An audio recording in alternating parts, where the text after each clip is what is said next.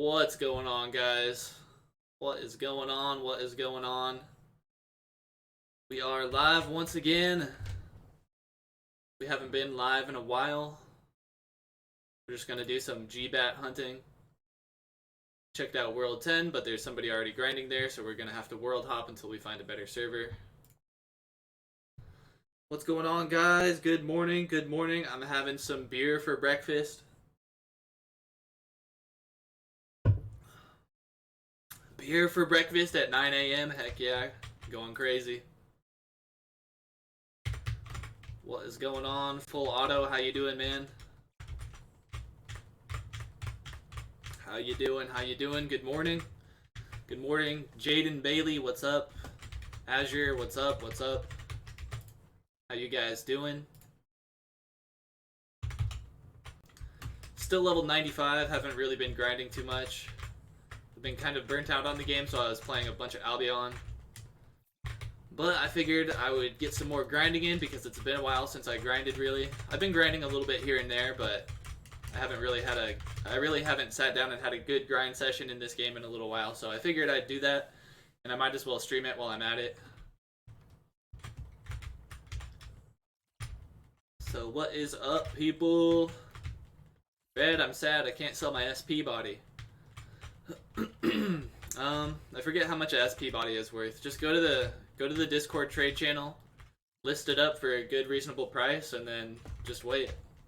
Or go to the Discord trade channel, type in sell SP body or sell spectral plate body, and then, or no, type in buy spectral plate body and see who's interested in buying them, and then whisper those people. Tell them you have one, tell them what price you want to sell it at, and see if they reply. I'm from Indonesia and it's nighttime. Good night, Indonesia. Good night, good night. Chillin', how are ya? I'm good, just chillin' too. Doing alright. Hey, Xtaz, what's up, man? Saw your RuneScape video. Getting back into OSRS, huh? That's pretty cool. I mean, dude, I haven't played OSRS in so long.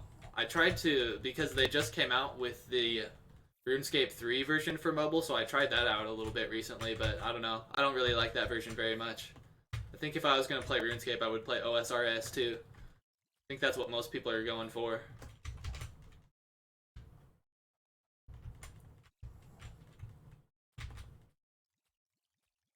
But anyway, just grinding G-Bats. Everybody says G-Bats are good, and I mainly need shards, I think. Yeah, I think I need shards. I haven't looked in my stash for a while because I haven't really played this game in a while. So I think I either need shards or slabs. I'm pretty sure it's shards. Everybody says G-Bats are good for shards, so I'll try it out, but I haven't had good luck with them, so I don't know how it's going to go.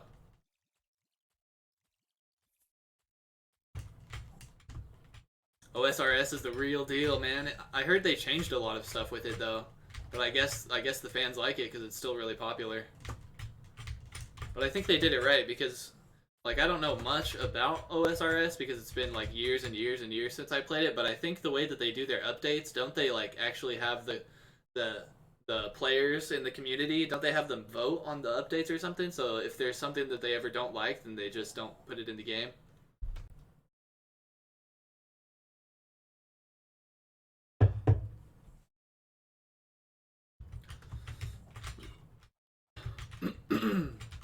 Sir Nojo and Hobo. What is up, dude? Which world am I in? I am in World 12. I'm in World 12. If you want to come crash me and steal all my bats, feel free. If you want to come stand around and just be in the shot, go for it.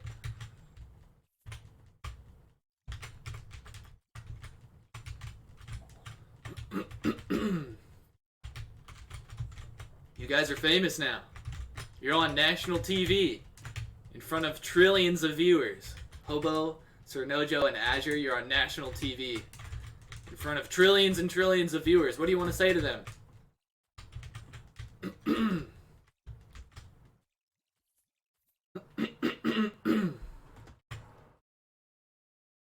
Just was a bit burned out by COA 2 or OSRS. Gave me some real nostalgic feelings. Yeah, I was getting burned out by COA. I mean, I can only grind the same boss and the same mobs for so long. They just, I mean, Bart has the high risk, high reward PvP zone. Like, I already tested it out, so I don't know why he doesn't just like give us that right now, because that would add so much, dude. If he just put that in the game right now, just exactly the way it was on the test server, that would give us so much more to do, dude. It would allow us to make content. It would be so much fun. It would allow us to have guild wars, dude. It would be great. We just need that. We just need that in the desert area. The desert area's it has to be right around the corner, man. It has to be right around the corner, because it's been a while. Has to be right around the corner. And then I think we're going to get a new... I'm pretty sure the new boss that's going to be in the desert area is going to be stronger than Umbra. I'm guessing. I hope so. And so all the super hardcore players that are at Umbra all the time, they'll go to a new boss, and then a new wave of people will be able to go to Umbra and get their Umbral gear.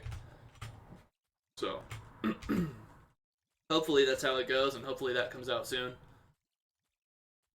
COA needs some life breathed into it. It's been pretty stagnant for a while. Oh, that would suck. That would suck if high risk PvP was an event and just came out like once every 6 months. Fuck, that would suck. I would hate that. Damn, there's a lot of you mother effers here. Azure, Hobo, Deadly Beast, TZK, Xtaz, Zartcroft. You're all just chilling in my screen. Well, at least you're not killing the G-Bats. Yeah, at least these G-Bats are mine. Don't touch my G-Bats. No, I'm just kidding. You can kill some G-Bats if you want. There's been a slow decline in players online. Yep, yes there has. I've noticed it. I've noticed it in my video views. My 1 through 115 guide, you know, when you upload a video on YouTube, it has like an initial burst of views, so it had a lot, but then your views on your video will level out, and it was leveled out at like 800 views every two days, or 800 views every, I think it's either every 2 days or every day. I'm pretty sure it's every 2 days. And so it was staying there for a while, but now it's tanked, man. Now it's down to like 200, and that's my best video. And I contacted YouTube support last night about my mining guide video that just apparently got unlisted somehow. They weren't able to help me. Oh, I got an artifact. Great. What's that worth now? Like 50k? People don't even buy these anymore, do they? It's like, it has like a negative value. You have to pay somebody to take it from you. It's worth like 2 gold. But what's been going on with the Golemite prices? I didn't check the prices for a few items for a couple days, and then I noticed one day somebody was selling a Golemite eye. Was it an eye or an orb? It was either an eye or an orb. They were selling it for 50 million. And like, either a week or maybe even just a couple days before then, they were at like 25. And all of a sudden, they just spiked up to 50 million. Like, is the decrease in players really that drastic to where there's like no supply of Golemite eyes because there's less people grinding Golem? That doesn't make sense, because whenever you go to the Golem boss, there's always tons of people there. I don't know how the price could have spiked up so fast, so hard, so fast. I don't know. That doesn't make any sense. There's a 100% increase. It must be people messing with the market. It has to be that. People buying out all of the Golemite eyes and orbs for as cheap as they can, and then selling them for as much as they possibly can. That has to be what happened. World 12. World 12, Boomer. Okay, Boomer. SOS Jaden. Mercapuka. PHP Pablo. There's so many people here. We need a gold sink.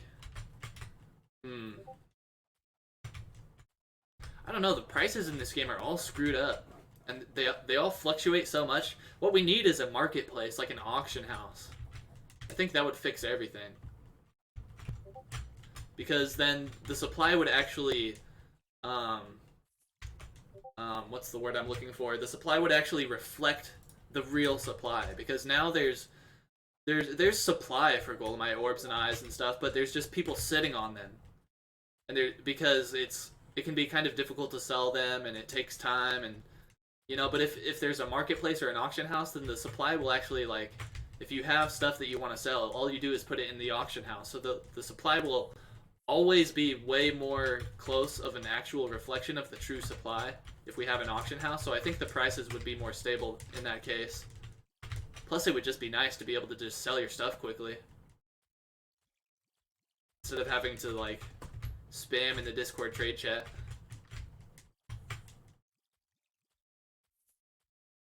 We either need that, or at least at bare minimum, we need like an hour-long slow mode in the Discord trade chat, because people just spam their trade, and when you're looking for a specific item, and there's somebody trading it, and they're way overpriced, and you don't want to trade with them, but they have this stupid long trade message, and they just spam it all day, and you're just trying to scroll through the Discord trade chat, and you're trying to find like other trades for that item, but all you can see is this one dude's freaking message that's so long, and he just spams it so much.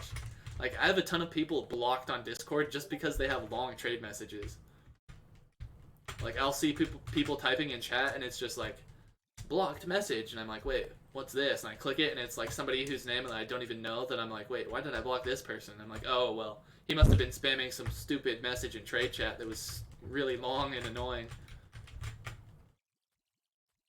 Hey, yo, Invader, what's up, dude? But do we want stable prices? That's actually a good question. I mean, well, there's a lot of flippers in this game, apparently, it seems like. I mean, one of the dudes from Sparta, my Discord, he even made a flipper Discord just for flippers. But, yeah, that's a great way for, well, I don't know about great, but that's a way for a lot of people to make money in this game, is just buy low, sell high. And I mean, that's pretty standard in, like, whether you're talking about a game or not. Like, even in real life, that's a common practice that you can use to make a lot of money if you do it right. So I mean, stable prices could kind of ruin that, but you can still flip if you have a marketplace with stable prices. You're just not as good. You wouldn't make nearly as much money. But, I don't really have a very good outlook on flipping, because, if you really want to describe what it actually is, it's just taking advantage of people. Taking advantage of their lack of price knowledge, and using that to your own advantage to make money. So it's kind of messed up, but I mean I understand it, and it's not that bad. I mean, it's up to each individual to not get scammed, and if they get scammed, it's kind of their fault.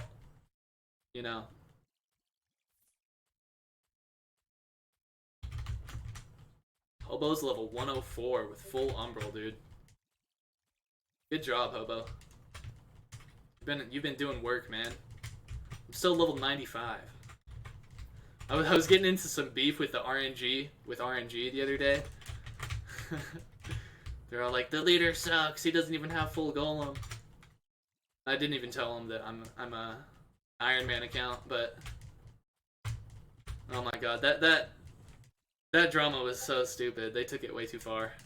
It's just a game, RNG. It's just a game, guys.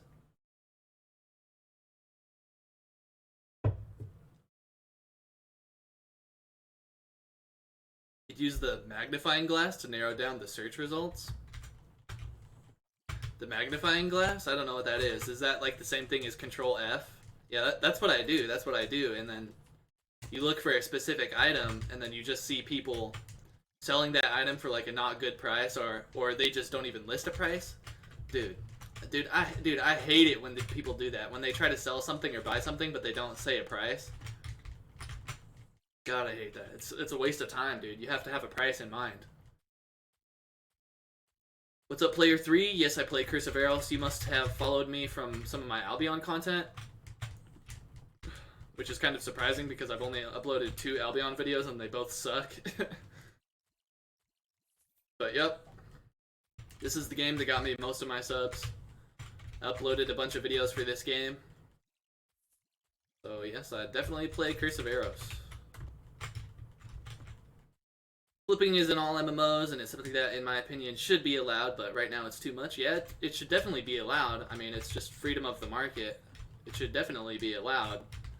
But, you know, it's just a little bit annoying when it gets taken too far, just like anything else that gets taken too far. If people are literally buying stuff for like 50% market value and selling it at literally 100% increased market value, then it's a little bit ridiculous, especially when we're talking about millions and millions and millions of gold. That was so much fun, though. You woke me up at 3:30 a.m. Oh, that war? Yeah, yeah. I mean, I had fun, dude. I liked it a lot, minus the shit talk.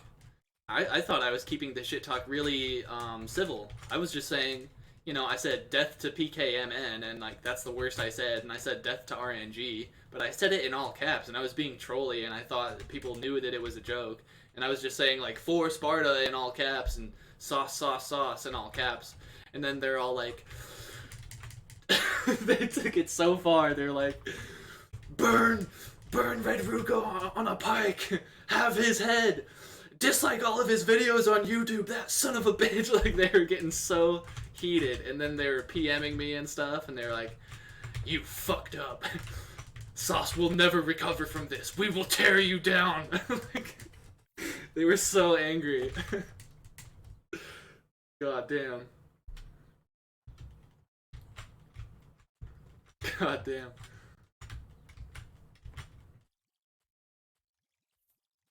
Is your goal for this account full Umbral? My goal for this account is level 115 with full Umbral as an Iron Man, which means I have to find everything myself, and I'm not allowed to trade with anybody. But, you know, that's when I wasn't really feeling burnt out with COA. If new content comes out, like the new Desert Zone and, you know, maybe some other stuff in the high-risk PvP zone, if some new content comes out and I start feeling less burnt out, then maybe I'll be able to hit my goals. But for now, I'm just like kind of playing this game kind of on the side, which it's really nice that you can do that, because this is kind of like, this is one of those games that you can put down for however long you want, and whenever you pick it back up, you're going to be right where you left off. And it's not super competitive like a lot of the other mobile games, where if you don't log in for one day, you miss so much, and like if you don't log in for a week, then you might as well just delete your account. It's not like that at all. You have the complete freedom to put the game down, pick it back up, pick right up where you left off, and it's all good. So I really, really like that about this game, and so I can like play Albion and then play this game on the side, and when new content comes out, I'll be perfectly ready to go to make content. So it's pretty nice.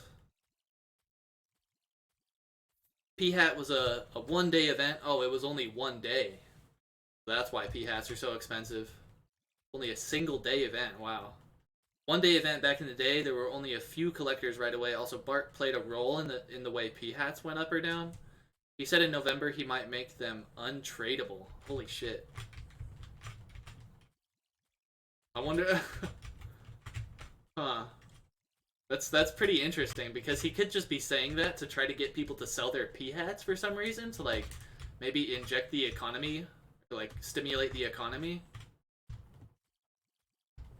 I would be so mad. Imagine if you collected a bunch of P-Hats and you didn't know that he was going to make them untradeable, and then all of a sudden one day you just can't trade them anymore. You spent all your money on P-Hats. You have like 50 P-Hats, and you're going to try to flip them, and now you just have to sell them to the vendor for like 5 gold. That'd be terrible, man. I would uninstall. I would uninstall and sell my account or something.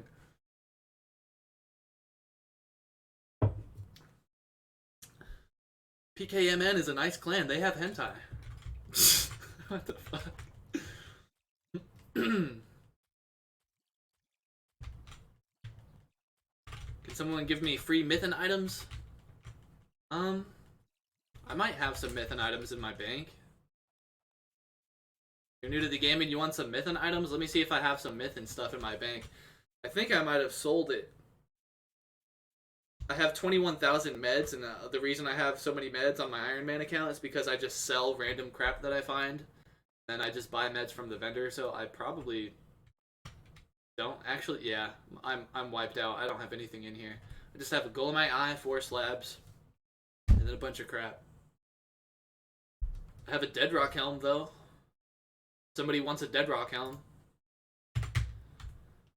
Does anybody need a Dead Rock Helm?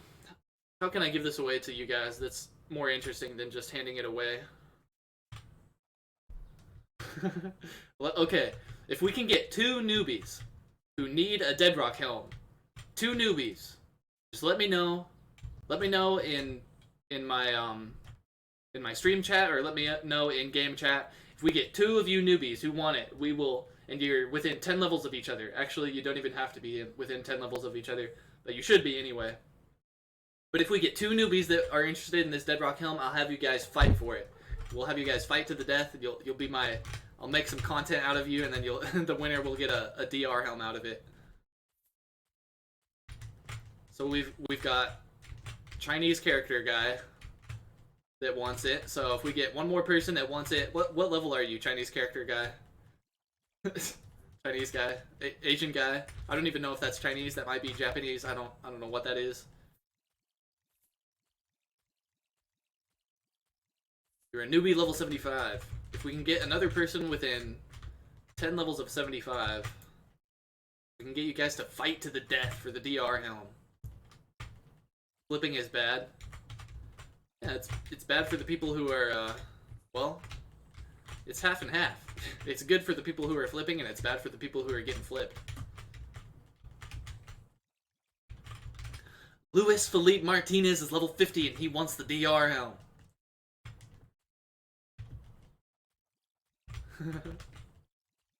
You'll donate DR legs for a giveaway?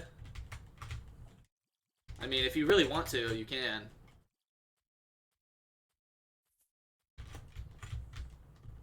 Level 75. Luis Felipe Martinez is level 50. If you fight the level 75 guy, you are for sure going to lose 100%. It's Korean. Can my level 30 alt account join? What, in the fight? I mean, you're gonna get messed up in 2 seconds, but sure. I'm level 89. Wait, you just said you're level 50. What, are you level 50 or are you level 89? You're level 89 and you still need a DR helm? On skills. I'm confused. Are you going to play Albion? I'm not gonna... Well, maybe I'll stream Albion today, later, if I feel like it. But yeah, I'll definitely play Albion. I don't know if I'll stream it.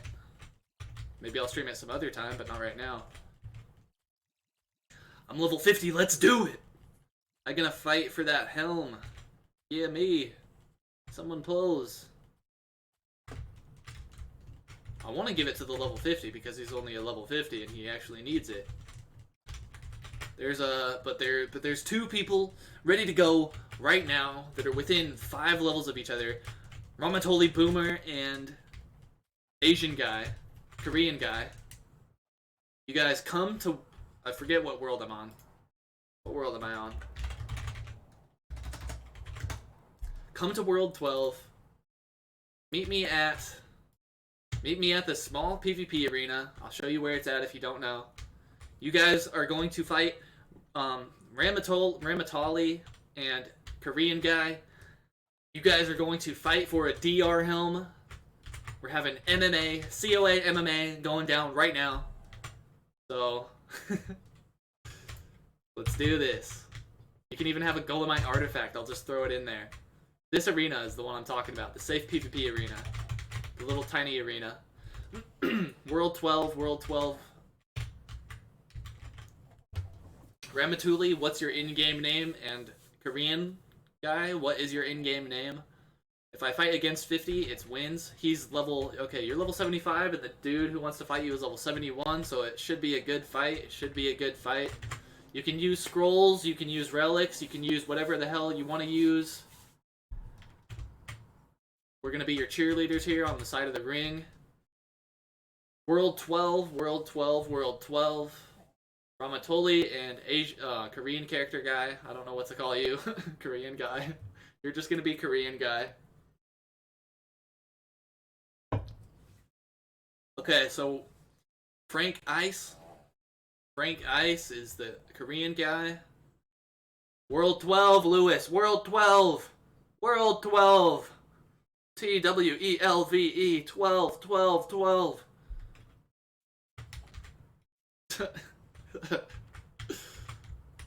Got a bunch of little newbie juniors. The newbie juniors are going in.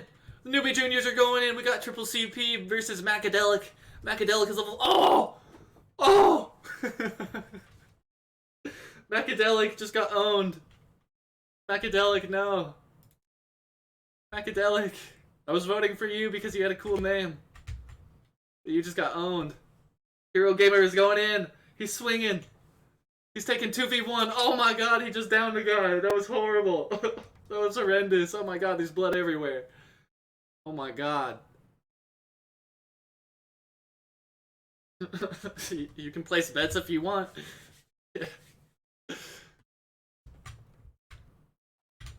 We're the Guardians. The Guardians of the safe PvP arena. Hobo and Xtaz. Xtaz is just getting annoyed by newbies. He's just swinging. Just one little swing and the newbies are down. Don't go near Xtaz or Hobo, newbies. You're gonna get killed. So we're looking for Frank Ice and Ramatoli. Ramatoli, we're waiting for you and Frank Ice, World 12 at the PvP arena. Where are you guys? The main attraction. The newbies are fighting because they can't wait any longer. They would need action. They need action. Triple CP Infected is coming in with the Crim Steel set. He doesn't care. Oh god, Frank Ice is here. Frank Ice is here. He's beating on newbies. He's showing Ramatuli he's not messing around. He's killing everybody that comes near him. Oh, Savage. Oh, Savage is Lewis, right? Oh, no, Lewis is Little Joker. Lewis is Little Joker. That's your opponent, Frank Ice. Little Joker. Little Joker. Xtaz King is getting bored.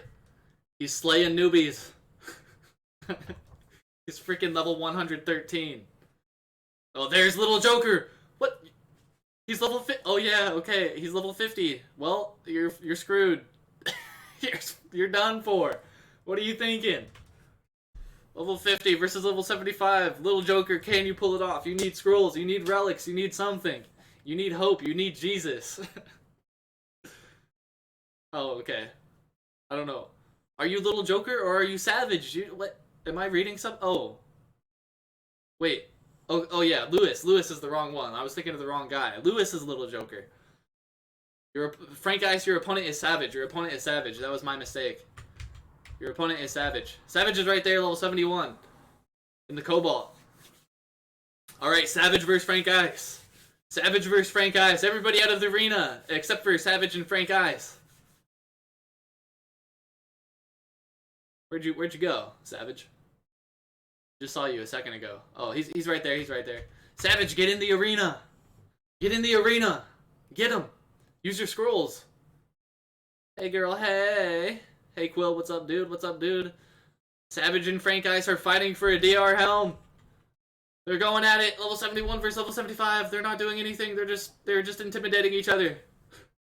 They're doing that thing that MMA fighters do at the beginning of the fight. They're getting up in each other's face, kissing, talking shit. Oh. Are they gonna fight or not? What are you guys doing? You guys keep walking up to each other like you're about to fight, but nothing's happening. I'm confused.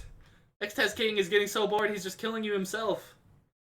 Let's go, fight! Fight! Start! Go! Mortal Kombat! Savage versus Frank Ice for the DR helm. Oh my god, they're finally swinging! Xtaz says, no, that's my DR helm. Freaking noobs.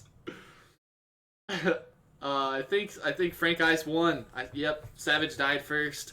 Frank Ice, you won a DR helm. Come collect your reward. You even get a free Golemite artifact, because if I don't give it to you, then I'm not gonna ever get rid of this piece of shit, so come take it. Come trade me, Frank Ice. Come trade me. Come trade me.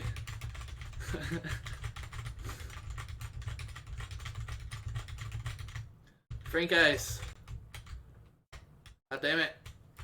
Can I even trade you in here? Somebody's gonna kill me. Pablo's gonna kill me. Take this artifact because I don't want it.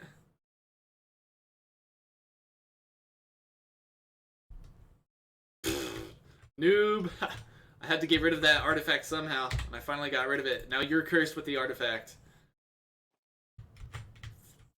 Little Joker wants to trade with me. What do you want, Little Joker? I don't got anything for you. He wrecked me. He totally wrecked you. Totally wrecked you. I don't know what the heck you guys were doing in the beginning.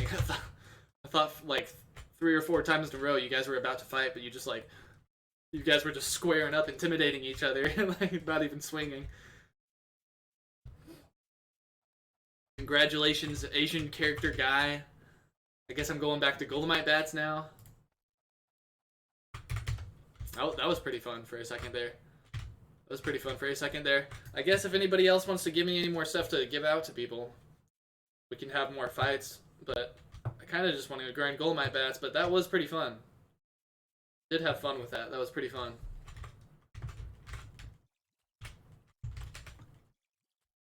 Fucks.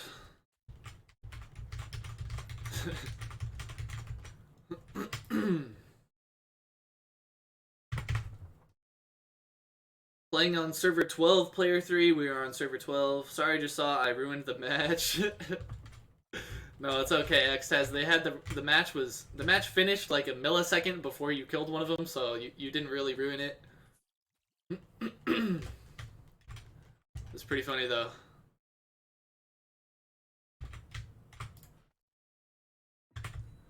That was good shit. I didn't know if we were already fighting or not. You guys were both like, "Are we fighting? Are we fighting?" You guys were like getting up in each other's faces, in and out. Like they're gonna fight any second now. Oh, you're coming with your main level 89. Oh, you have a level 50 and a level 89. Flexing on us, huh? Red, nice videos though. Thank you, Forehead. Thank you, Forehead Princess. Some of my videos suck, some of my videos are okay. It was a big learning process for me. I had no idea what the heck I was doing in the beginning. I was making all of my videos from my phone. Actually, I think some of my phone videos are some of my favorite videos. Some of my videos I was trying some silly voice crap, and it backfired and nobody liked it. But it was a big learning curve. I had to learn kind of my YouTube style, I guess, and it took a while for me to get it right. But I think I finally have something down that I kind of like, and I'm still evolving. So I'm glad if you like them. I'm glad if they provide useful information for you, or if they make you laugh or anything like that. That makes me really happy.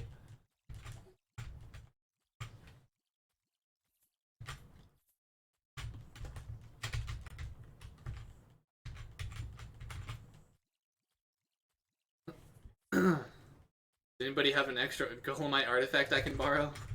Do you actually? You don't actually. No, you hobo. Shut up, dude. You don't need a Golemite artifact. Why would you want a Golemite artifact? Actually, maybe you have been grinding Golem and you've been trying to make... No, I don't know why you would ever want a Golemite artifact. That doesn't make any sense.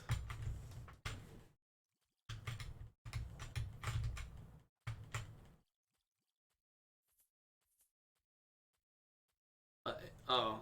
You want an inventory full of Golemite artifacts? Dude, Golemite artifacts are weird. You only need one to make a weapon.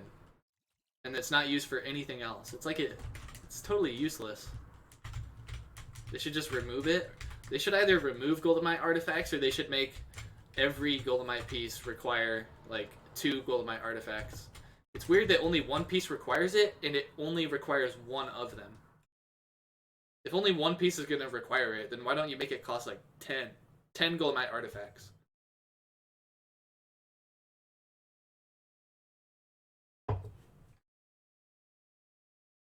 Katsu Skies wants to trade with me. Katsu Skies. What are you trading me for? A Mythen Helm. The glorious helm of Mythen. It's worth 30 trillion gold. He's the only person in the entire game who has one. Santa hat on the ground. Santa hat on... Phantom helm. I have Golemite on the ground. What the fuck is happening? Oh my god.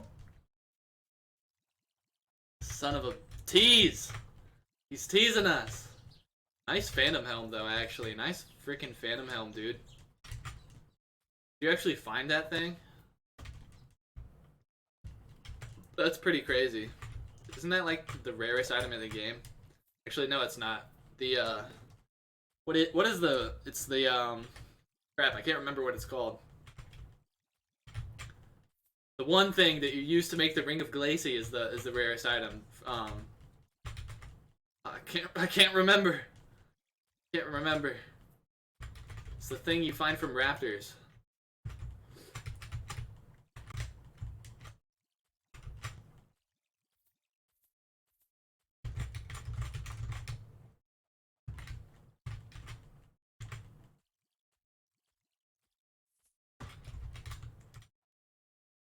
I'm having a beer for breakfast.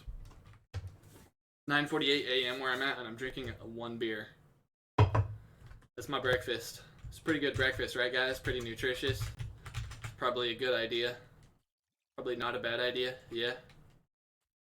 Can someone come help me grind Rock Demon on World 12? We're going to Rock Demon, boys! We're freaking going to Rock Demon. He needs help. Ram, we're coming. Hang in there, mate. We're gonna come help you kill Rock Demon. Let's go. Except I ran into a tree. Tree versus Red Ruka. The tree wins. Gonna kill some Rock Demon. And it's really not gonna help you at all because we're just gonna take all the loot and you're not gonna get any. Because that's how this game works.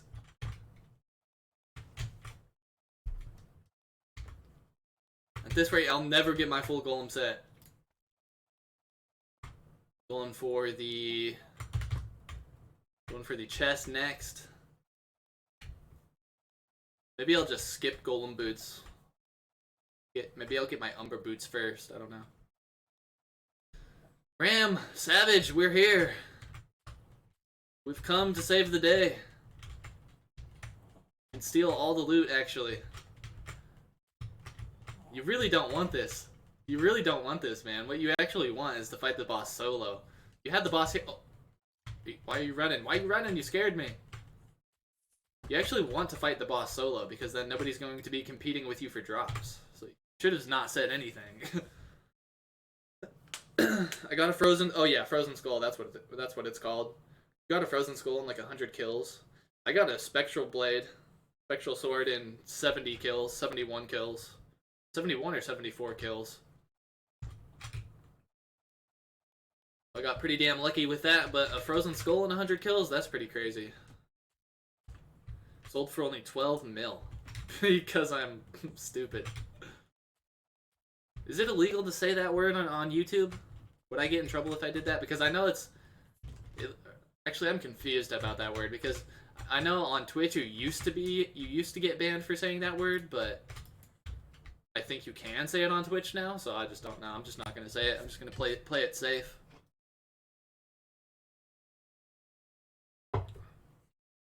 PK Diver got a Golemite slab. What a lucky guy.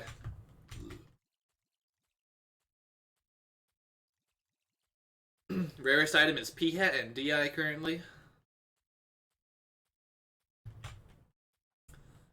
Yeah, a bunch of people told me Frozen Skull was the rarest, but that does seem kind of weird. Because why would it be? I don't know. Torment of Glacie. I don't know. I just feel like that ring is not very good because the proc rate is too low. 10% chance to proc a 25% lifesteal. It's only gonna proc on average one in every 10 hits. It seems just kind of useless. And then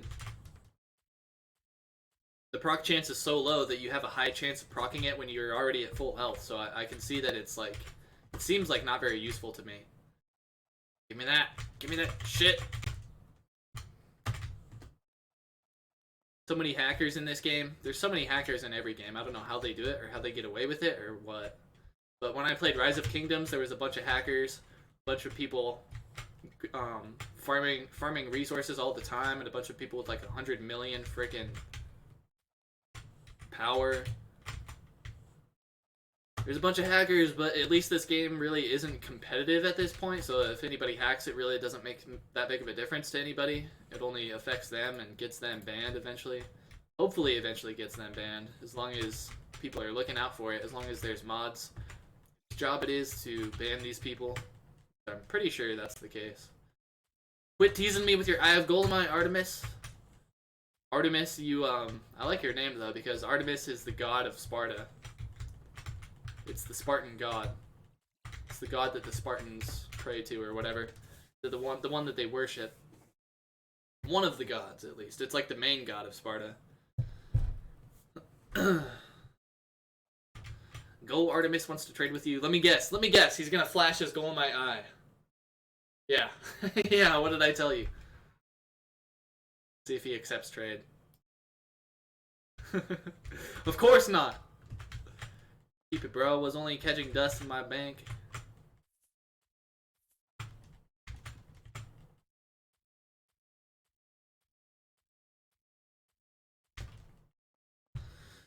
Yep. Hackers, well, in this game, hacking is using macros or auto clickers. I don't think there's really any actual bots in this game, but I'm sure, you know, there's plenty of people who are coders, and of course they like to play MMOs, so maybe there's some coders who play this game, and if there are, then I'm sure they could easily make a bot for this game. But I doubt that it's unlikely that they would share it with anybody, because then that just gives them a higher chance of being caught. So they probably would just use it in private, unless they literally like made a website and tried to sell the bot on it and tried to make money off of it.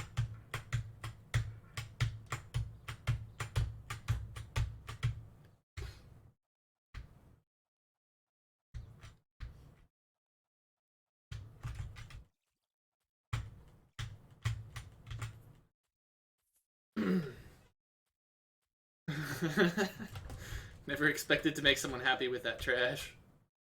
Yeah, I did give my Golemite artifact away.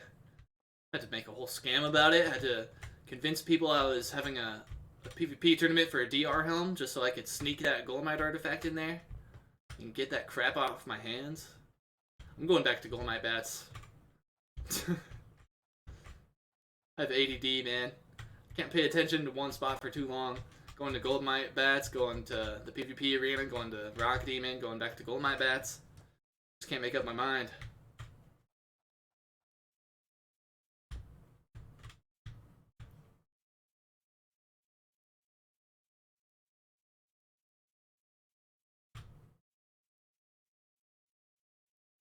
Is crafting worth leveling up? PHG Dirt is on the Golemite Bats here. Maybe I will hop servers.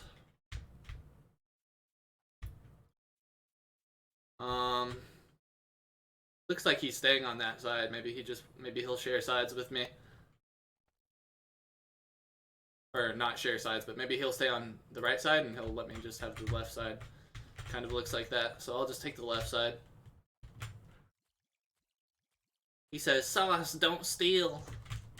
Don't steal. What do you guys think about crashing or stealing an area? I think this is it's obviously a MMO, and it's a MMO with limited servers and limited grind spots, so I think it's really entitled for anybody to be at a spot, and then if somebody else shows up to the spot, they start complaining and say, this is my spot, wah. I think that's really stupid. I think it's an online game where you have to compete for mobs. But he's gonna freaking cry about it like a little child, so I'll just hop. This is my spot! Oh, I was here first! That means it's mine. I'm entitled. Where? And this guy's gonna complain and cry too, so we will hop again. This is my spot. I was here first. This is my toy. I had it first.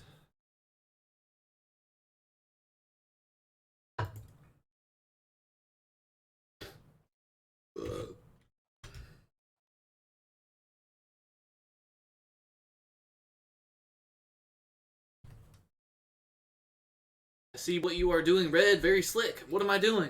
What did I do? What did I doodly doodly do? Okay, World 8. We're on World 8. You guys want to come hang out still? I hopped over to World 8. This is the new server. The new home of the Spartans. No, the Spartan homeworld is World 10.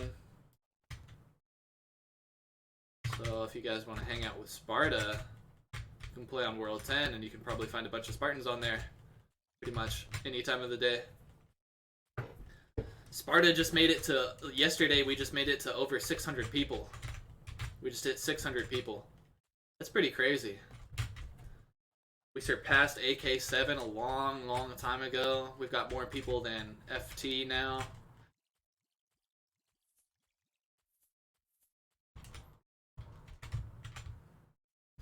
Since PHG got freaking infiltrated by FT bot and lost a bunch of people. We almost have as much people as PHG now. We did have more people than them for a second. But I've been recruiting, I've been motivating my Spartans to recruit so hard. I've been thanking every single person who posts the Spartan recruit ad. I've been reminding people every day, all day, to post the ad. And now we've got like 10 to 15 people. I just made an announcement about it and listed all the people. We've got 10 to 15 plus people who are posting the Spartan ad constantly, like pretty much every day. So, I mean, if it wasn't for them, Sparta would be growing a lot slower. So I freaking love my Spartans. They're the best, dude. Sparta would be nothing without them. I'm the head of Sparta, but without the body, the head is nothing.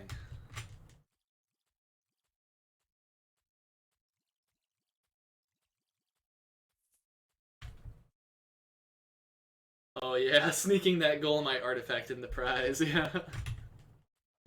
I had to get rid of that piece of crap somehow. Is it me or most of the KS members are camping Umbra?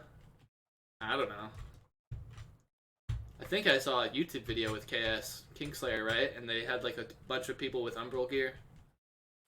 I mean, if they are, you just hop servers until you hopefully find a server where there's like not so many people. That's all you can do. There's really nothing else you can do.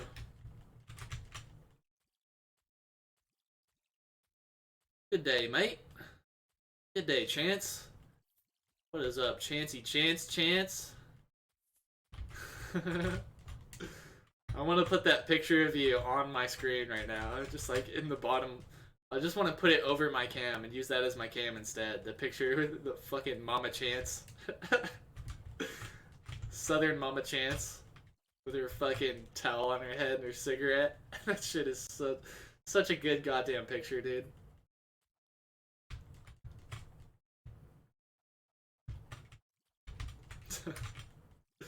Love that damn picture. The Punisher of Sparta. Let me see if I can show you guys that picture really fast. Actually, I know how to do it. Let's go like this for a second. Let's do one of these. Over here in Sparta, if we go to memes, you can check out some funny memes. Oh, what? Oh, I'm in the wrong Sparta. I have two Spartas. There's memes. We're gonna probably Randy. We have a new emote in Sparta. The weak wooden sword is a meme in Sparta. Randy Lim is the collector of the weak wooden swords. He would rather grind more weak wooden swords rather than grind bosses. He has like over 1,000 weak wooden swords probably. But there is a picture in here specifically that I want to show you guys now that I'm thinking of it, of Chance, the Punisher of Sparta. If you break the rules in Sparta, or if you piss Sparta off, you will face the wrath of Chance, the Southern Mama. I'm about to show you him now. You have small children in the room, cover their eyes because they're not ready for this. They're not ready. You're not ready for this. Get flipped off. That's right, guys. What the F is this crap? That looks scary. I don't like that. The heck is that? Where is it? Where is it? It didn't happen. What the f? Nasty, bro. What the f? That was nasty. Here he is. Southern Mama of Sparta. Ready to beat that ass. The Southern Mama of Sparta will beat that ass if you break the rules.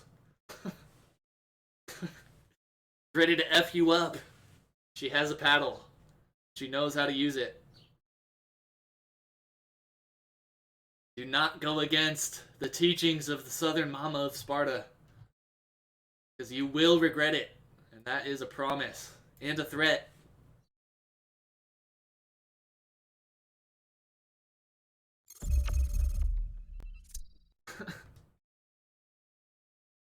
Oh, my hair looks retarded. Oh no, I said the R word. I'm gonna get banned. The Southern Mama of Sparta is laying down the law. She means business. You do not want to defy her.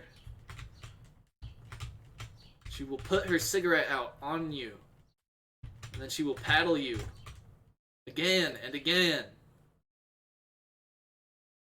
It will not last if you defy her. Her great authority. Kingslayer members are rich AF. Seems like it. Is Yezin the leader of that guild? I don't know if he's the leader, but he's definitely in that guild. I never even heard of KS until I saw that YouTube video of them all running around in Umbral gear. So I guess they're new, or I just had my head in the sand and I just didn't see them.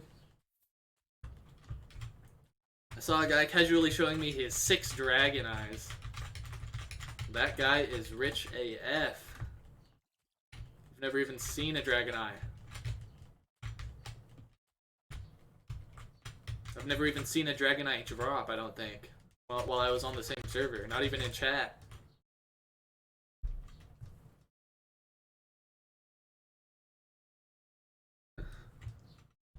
Nice transition there. Yeah, I paid like $6 for it. I bought it a long time ago when I was streaming on Twitch. Cost like $6 from some random site. I don't remember the name of it. But there's some websites where you can buy some really cool transitions for super cheap, like $5 or $6. Well, I think some of them cost like $20, but those ones weren't even better. That one was like the best one, and it was only $6, so pretty reasonable price and pretty cool transition. So I was okay with it.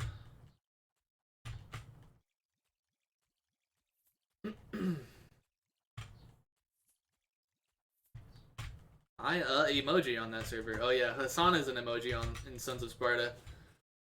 And we have like 50 more emoji slots, so we can make a ton more emojis. So if anybody likes making emojis, well, we already have an emoji artist, but if you like making emojis, you can jump in Sons of Sparta. You don't even need to join the guild, or you can if you want to, or if you already belong to a guild, you can also join Sons of Sparta at the same time. It's okay with me, as long as it's okay with your guild leader. I don't care. And my Spartans are welcome to join whatever other guild they want to. It's the freedom of Sparta. You can do whatever you want. I don't really care.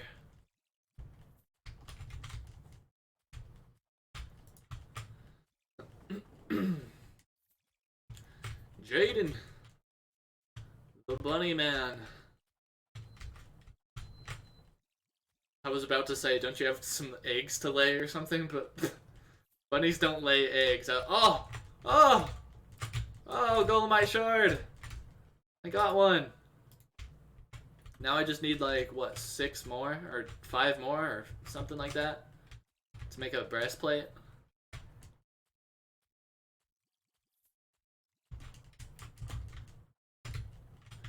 Golemite shard drop. F yeah, dude.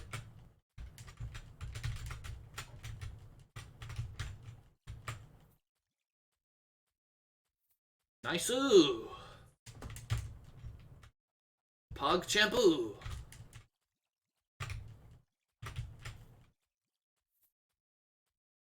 $20,909 medium flasks. It's pretty crazy as an Iron Man. I never thought I would have so many. Because when I grinded my first 10k from cave bats, it was just... I was so turned off at that point. I was like, I made a grave mistake. This is going to be impossible. But good thing I kept going, because it's actually... Yeah, it's really hard with Iron Man in the beginning, but once you gain momentum, once you get to like level 90, and you find either some PH gear or some SP gear, and you really get the ball rolling and you gain some momentum, it gets a bit easier. It's just really hard when you only have myth in gear. I was using my myth and legs until what, level 93 or 94. It's really hard when you have myth in gear and DR gear, and yeah, the beginning of an Iron Man account is just pretty difficult. Or like the mid tier, more difficult. When you have your DR set, or when you're trying to get your DR set, it's really annoying. Maybe there would be a better strategy to just skip that set altogether. I don't know, maybe not, because if you don't skip that, then you're just still using Mythin, unless... I mean, you could use your Varaxite set if you did mining and smithing first. I would have to look at the stats and see how much better a DR set is than a Varaxite set. Maybe I should have just gone with a Varaxite set. That's probably what I should have done. That probably would have been the better way. I think that would have been the better way. What world am I in? I forget. Let me see. World 8. I'm in World 8. If anybody wants to come hang out, you're welcome to come stand around. You're welcome to come kill some G-Bats with me. You're welcome to come drop your cool items and flex on me. Like, whoever was doing that was dropping Phantom Helms and Golemite Eyes and Orbs. World 8. World 8. Found a Golemite shard, and so I need what? How many Golemite shards do you need for a breastplate? I forget. I guess I could just go check, huh? It's like right next to me. Actually, I can't because I need my smithing hammer on me to even check, I think. I think it's 6? 5 or 6? I think it's 6. I didn't have any in the bank, so I need 5 more, I believe. Then I need like 2 more Golemite slabs.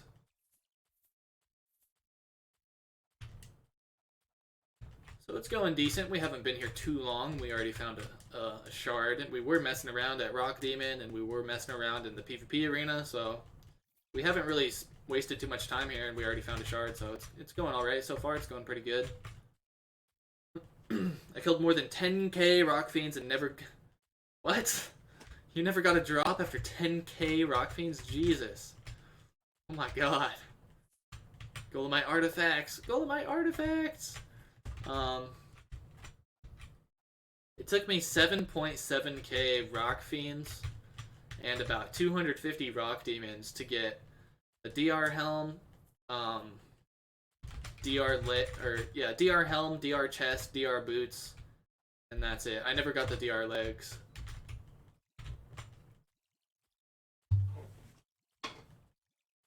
World 8. World 8, not 6. World 8.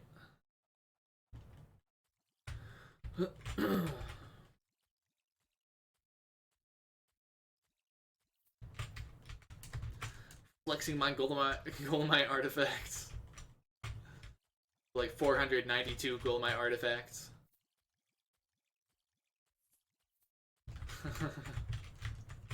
That would actually be kind of funny to have a Golemite artifact drop party. Only drop like 500 Golemite artifacts. And it would be really cheap. You wouldn't have to pay barely anything to have that drop party. But would anybody even show up? Would anybody even care? Probably not. Jaden's trying to trade me. I can't trade while I'm in combat.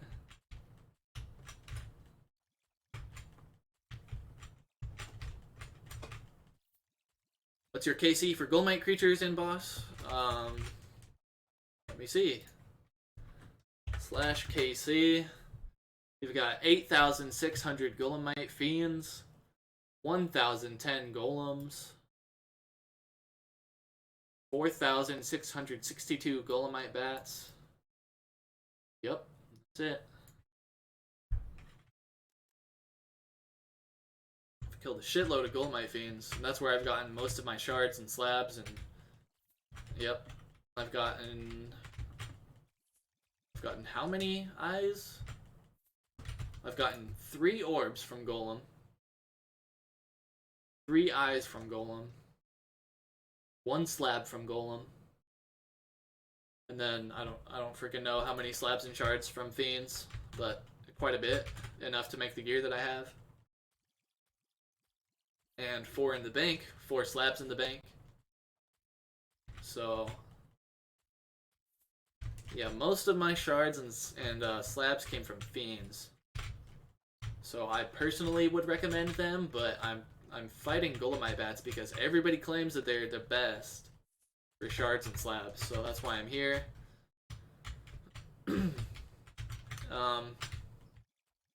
So yeah, I just have to test it out myself, I guess.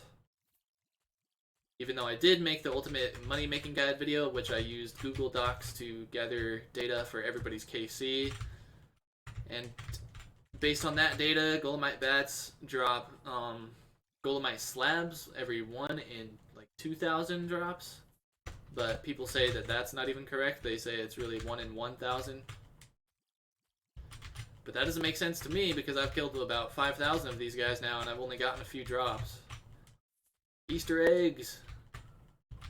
I never touched the Easter event. Is that still going on? I think it is still going on, huh? Oh shit, lag spike. Got around 47k Golemite bat kills. Pretty sure I'm like top 10 in Golemite bat kills.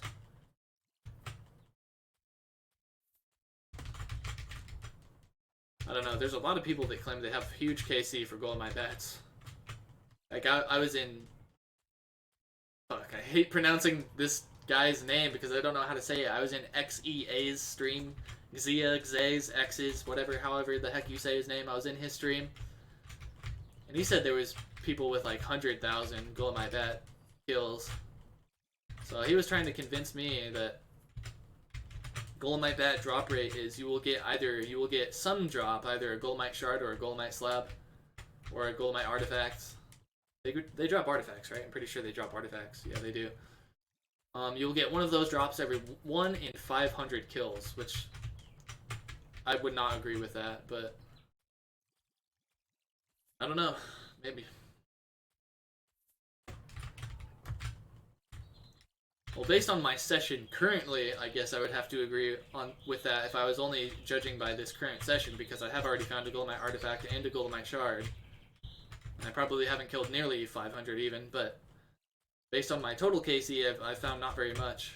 I've gotten not very lucky at Golemite bats, but people claim that they're the best, so I'll try them out a little bit more and try to give them the best judgment that I can.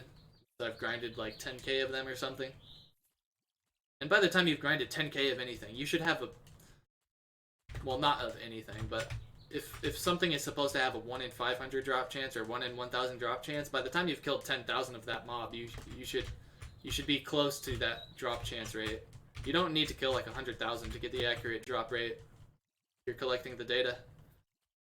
Hey, it's Vladimir, ha ha ha. Why did I read that? Ha ha. What's up, Vladimir? What's up? Welcome, welcome, dude. Gonna flex my D horn. Little bit live. Okay. Golemite bat drops so much Golemite slabs and shards. I got 5 to 7 Golemite items in 1 hour. That's insane. That is fucking insane, mate. Well, actually, I mean, you know, that really doesn't say a whole lot. Because I've gotten probably that much or more from hunting, or from killing Golem and Golemite Fiends in 1 hour. But, you know, it's RNG. You have good hours and you have bad hours. You can't judge anything off of 1 hour. You have to judge it off of total KC and how many total drops you've gotten. Oh my god, the day that I got 2 Golemite orbs, shit, dude. It was the span of like an hour and a half, maybe. I got 2 Golemite orbs, like 2 Golemite slabs, 2 or 3 Golemite shards. It was insane. It was insane. Oh, and a Golemite eye. I'm pretty sure. If I remember correctly. Like, it was insane. It was the nuttiest, like, hour to 2 hours ever. And I was on a populated server. There's, like, 10 other mother effers on that channel. Somehow I was getting all the drops. This game has PvP. It doesn't, well, there's an update that's supposedly coming out soon where we will have high risk, high reward PvP, where you actually drop most of your items on PvP death and you can kill other players and loot them and take their drops. But who knows how long that's going to take to come out. Besides that, what we currently have in the game already is we have a battleground, which people don't normally queue up for the battleground without some sort of event, but there's a lot of guilds in this game that they will have events and they'll use the battleground, or mods for the game will make events in the Discord which will involve the battleground. The battleground is it's a free-for-all battleground. You can have up to, I think, 20 people at a time, 20 or 30 people at a time in the battleground, and it's just a free-for-all. So we have that, and we have the Wasteland, which is open world PvP where you can only fight people within 10 levels of you, and then we have the safe PvP arena where it's a small arena ring where you can fight anybody you want regardless of level. So we do have PvP currently, and we're hopeful that the high risk, high reward PvP comes out soon. So that's where we're at in terms of PvP for this game. Do items matter, like player versus monster items / PvP items? No, there's no distinction between player versus monster items and PvP items. Items are just items. There's no PvP stats. There's no stats that make you better in PvP. Just the same stats that work in PvE work in PvP.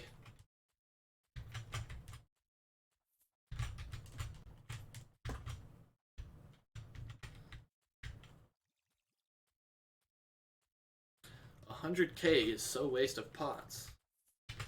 I don't know what you mean. Which world am I in? Sorry, I did not notice your message sooner. I believe, yes, I am in World 8.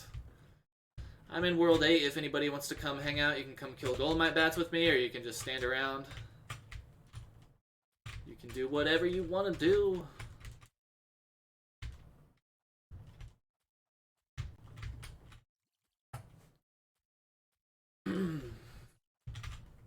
If you die, do you lose everything? You do not lose anything when you die in PvP in this game currently. But there will be a high risk, high reward PvP area hopefully coming out. Hopefully coming out soon. But who knows how long it's going to take. Could take a day, could come out tomorrow, could come out 100 million years from now, could never come out. We just don't know.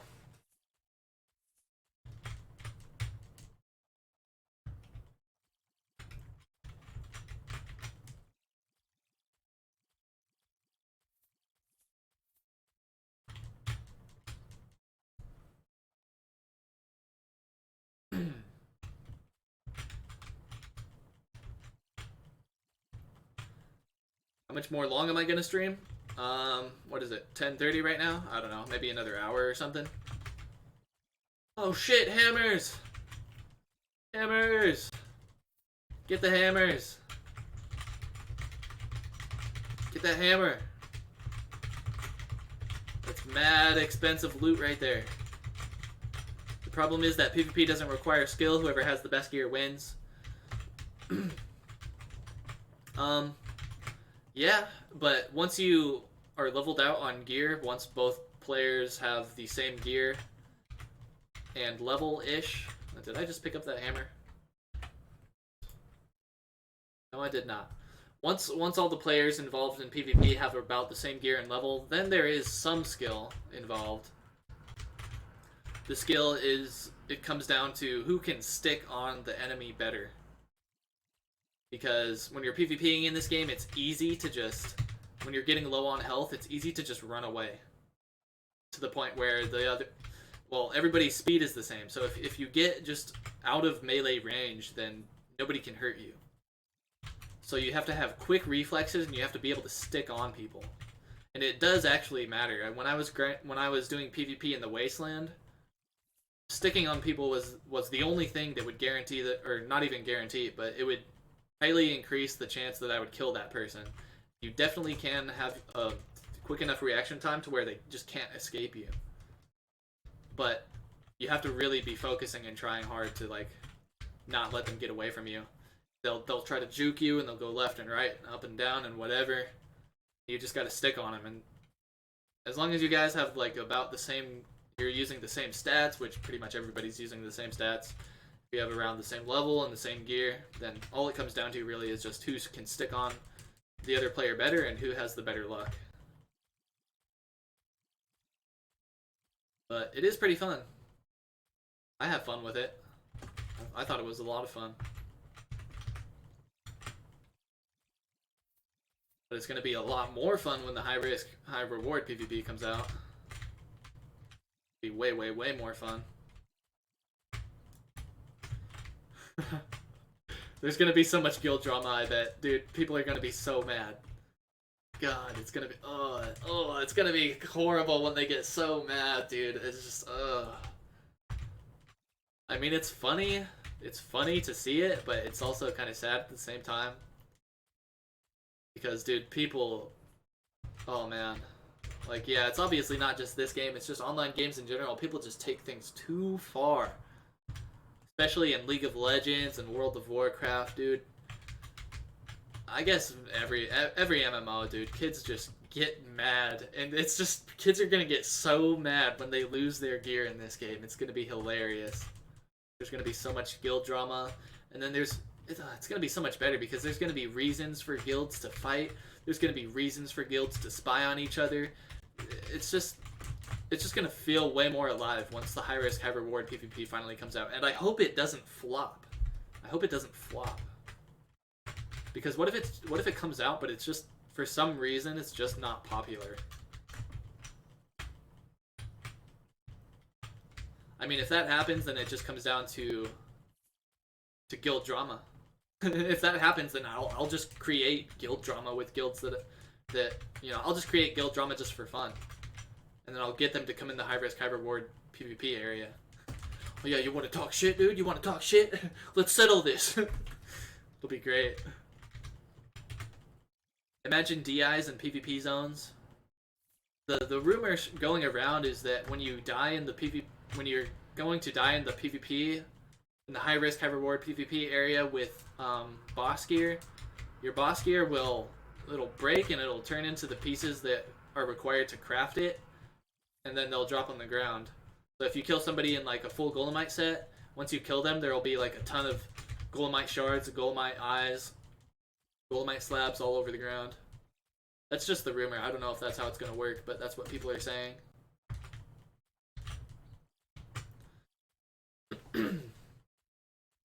I think there's nothing wrong with guild drama. I think it can like inject life into the game, and it can make a lot of people have a lot of fun.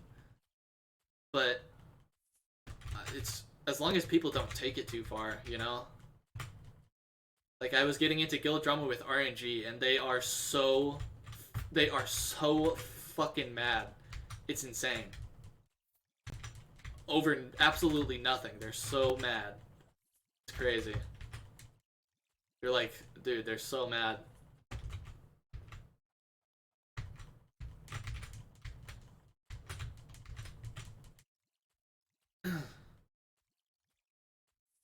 Connection will be everything. Connection's going to be the deal breaker.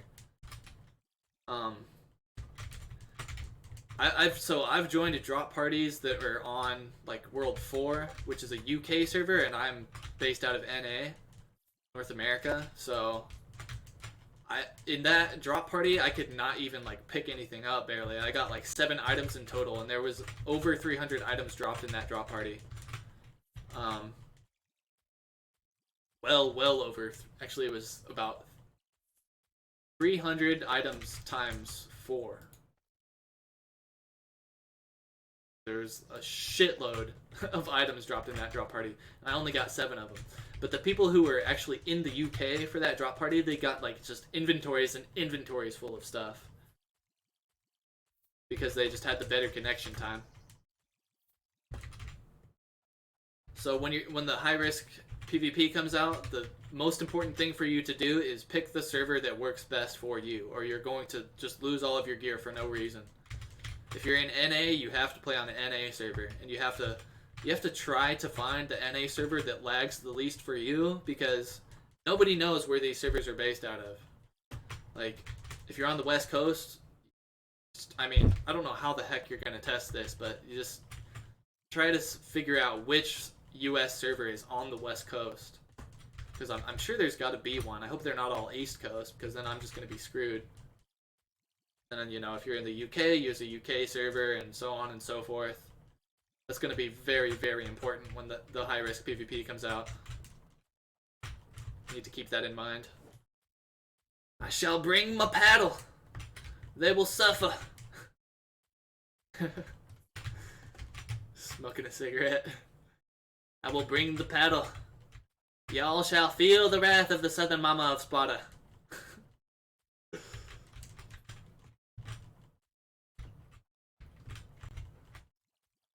The third parties and the amount of people grouping up. The third parties, you mean like when like 2 people are fighting, or when 2 groups are fighting, there's just gonna be like randoms jumping in on the fight? That's definitely gonna be a thing. And it's gonna be... Well, there's definitely going to be guilds that spend a lot of time in the high-risk areas. But if they do it too much, then they're just going to convince people to never even go in there, and then maybe it'll end up hurting them in the long run because they won't have anybody to take their loot. I don't know. There's definitely going to be just like zergs of guilds running around. But until there's actual guild functionality in the game where there's no friendly fire between guildmates, it's not going to really help to have more than 5 people at once, because you can group up in PvP, and as long as you're in a group with people, then you can't friendly fire. So you can have 5 people that won't be able to friendly fire, so there'll be groups of 5. Maybe there will be multiple groups from one guild, but if they do that, then they'll have to be in Discord coordinating. They'll have to be like, Group A, go in. Then Group A gets low, they say, Group A is coming out, Group B, go in. You know, it's going to have to be like that. Or else they'll just friendly fire each other and end up killing each other. Move near NASA headquarters. God, that'd be so cool to be an astronaut, man, and go to space. Those have to be the luckiest people in the world, right? Going to space. Not a lot of people get to leave the planet. That is crazy, dude. They leave the planet. They just leave the planet. That's so weird. That's so weird. So cool.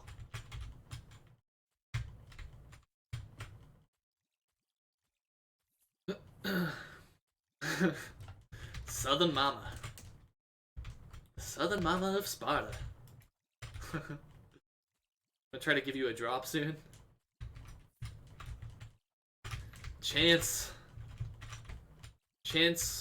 what's the word? Convenes? Is that the word I'm looking for even? I don't even know what the hell that word means, but I'm gonna use it anyway.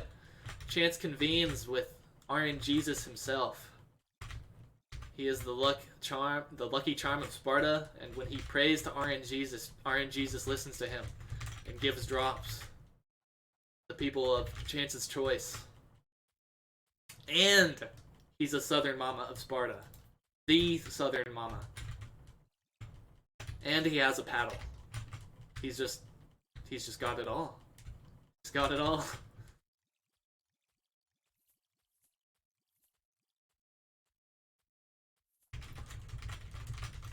I need more shards. Can't forget Daddy Don. Got Daddy Don, Papa Raz, Southern Mama of Sparta. We've got the Spartan Cheerleader, which is me.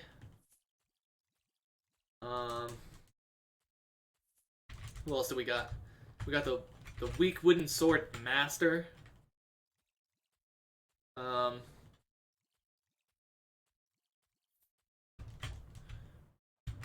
We've got a crazy lineup of people in Sparta. We've got a crazy ragtag group of individuals who are strong individually, but unstoppable together. The Paddle of Sparta. Our authority will be respected. What do you think about the new UFO videos released from the USA Gov? I think May would be a perfect month for an alien invasion. Well, they're not new. They're I don't even know how many years old those videos are. Those videos are very, very old. They were leaked videos, apparently, supposedly, you know, who knows. But then apparently, officially now, the government has declassified them. I mean, okay. But you know, those UFO videos could be anything. Could literally be anything.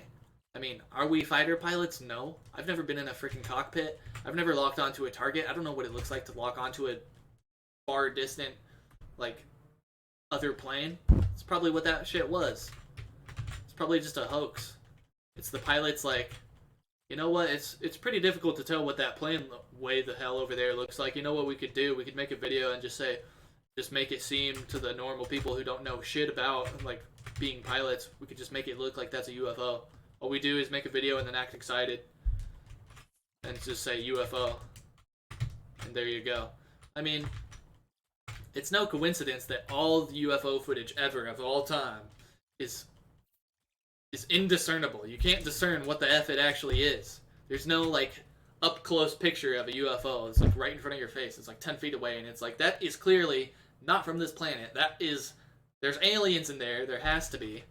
Or robots or some shit. But no, dude, that... It's a freaking little dot that's, like, what, hundreds of miles or thousands of miles away that they're just locking onto? Could be a freaking bird for all I know. I don't freaking know. It's pretty meaningless. The footage is meaningless. But the fact that the US Gov declassified it now after it's been leaked for all of these years, I don't know. It means something. Does it mean that that's UFO footage? No. Does it mean that the US Gov wants to perpetuate the narrative that UFOs may exist? Seems like it. Why would they want to do that? I have no idea. I have no idea. But it is kind of interesting. It's fun to speculate about those things, but I like speculating about anything. I will make crazy, insane speculations that will make your brain freaking explode. Like, Earth may not even be our home planet. Mars, oh god, how am I gonna say this? I'm bad at communicating this because it's such an abstract freaking idea. But let me try to blow your mind for a second. Studies suggest that Mars was a potentially habitable planet in the past. It had water.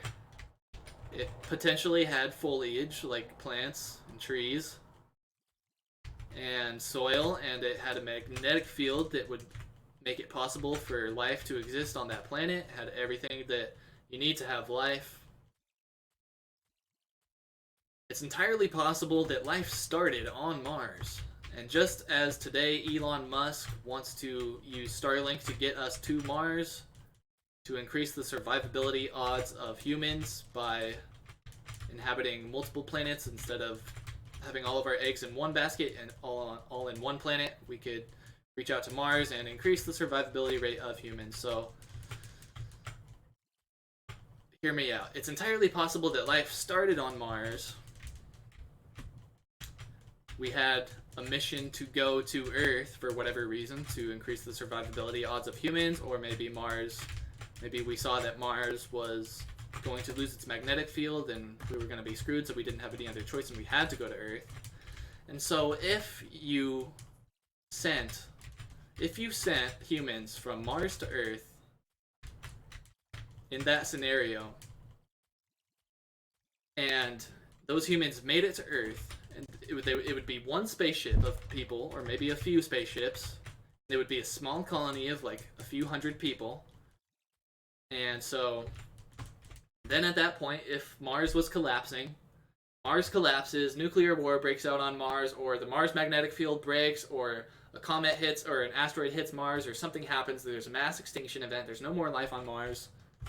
So all of the technology of that civilization that existed on Mars is now gone. The only thing that's left is the small colony of people that have arrived on planet Earth. And so you have these people on Earth, and they have everything on Mars is gone. And so the only memory they have of the technology of Mars is what they can write down. And so they write it down, they pass it on through the generations.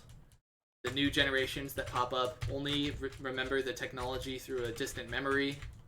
Generations and generations go by, now we're thousands of years down the line, and nobody even remembers Mars at this point. That it was even, that there was even civilization there in the first place. And people on Earth spread out, they start speaking different languages, and, you know, history is just lost over time. And maybe there's a semi-extinction event on Earth where we get close to losing everybody again and we lose a bunch of information, and then before you know it, there's no record of us ever living on Mars ever, and now we are inhabiting Earth. The possibility it could happen to us now. For example, if Elon, the same thing reversed, if Elon just goes to Mars and makes it, he'll make it with one or two ships, I think it's just one, and then nuclear war could break out on Earth, or an asteroid could hit Earth, or anything could happen on Earth, the poles could flip, global warming could wipe us all out, anything could happen, and then all of the technology of Earth is wiped out, communication between Earth and Mars is no more, and there's no people left on Earth, and then it's up to Elon and his group of people and their new civilization on Mars to write down what they remember of Earth and then pass that down through the generations. And, you know, when you pass something down through the generations, like the Bible, you know, we don't know exactly how to interpret the Bible. This shit was written thousands of years ago by people, and a lot of the stuff in the Bible is like meant to be metaphors, and we don't know how exactly to interpret it. And yeah, that's. I mean, that blows my mind. I don't communicate that idea very well because it's a very abstract idea, and I don't normally talk about it. In fact, I never talk about it, pretty much. But it's a fun thing to think about. I mean, just keep your mind open to possibilities. Anything is possible. A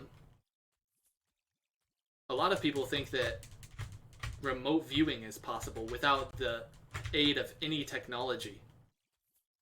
Some people think, and even apparently some government studies or government leaked studies or something suggest that it's possible to remote view without the aid of any technology, meaning that if you just get good enough at like meditating and like somehow using your mind, you could be on one side of the world and just freaking I don't know, use your mind power to see something that's actually occurring on the other side of the world. People think that's possible. It could be possible. And I think to say that that is stupid and that is impossible, I think that all that does is limit yourself and your own abilities. You don't know what's possible. It could be possible to fly without the aid of any technology. Maybe if you sat there in your room for the rest of your life for about 50 years or whatever, you meditated the entire time, maybe you would unlock some insane psychic abilities and you'd be able to freaking fly around your room. I don't know, dude. But Me personally, I think anything and everything is possible, either with the aid or without the aid of technology. Maybe, I mean, I'm sure there's, there's a lot of stuff that definitely you can't do without the aid of technology, at least not yet. But I like to believe that everything is possible. Because, I mean, the universe we live in is insane. It's insane. None of this should be possible at all. It's all weird. It's all crazy. We live in a universe where there's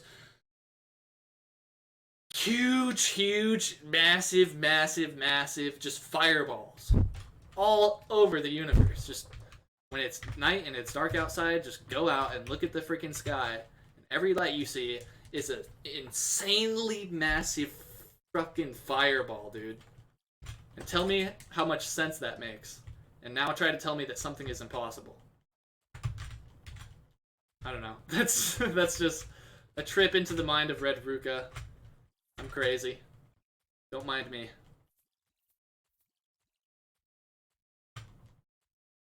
What do you think about the new...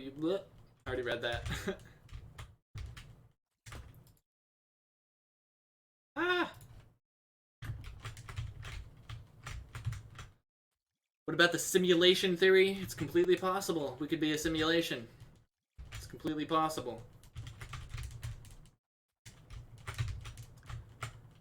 Completely possible. How many hours does it take you to level? At level 95? If I was really trying to level, I would be... I mean, I guess this is as good of a place as any to level, just about. Minus the fact that there's no tasks here. I don't know how long it takes me to level. I really can't answer that.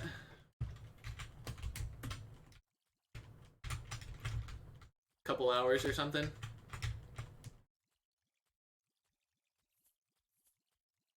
What if oxygen was a toxic gas that takes between 80 and 100 years to kill? I'm trying to remember a study. There's... reason why people die is because our cells have like a finite amount of times that they can replicate or something. But there's a way to like prevent that, and there's a way to like actually gain immortality. But I don't even want to talk about that because I don't know what the fuck I'm talking about. But the simulation theory is really interesting. I mean, shit, dude. I like trying to wrap my mind around just what the F is going on in the universe and how we can even exist and how any of this even makes any sense at all. But I mean, I wish I could talk about it more eloquently because it's just difficult to freaking talk about. Because it's so confusing. Like I mean, it's so weird that there's insanely massive, huge fireballs all over the fucking universe. And the way that they're born is just there's clouds of gas. Okay, first of all, where do the clouds of gas come from? And second of all, there's just clouds of gas, and for some reason, there happens to be one point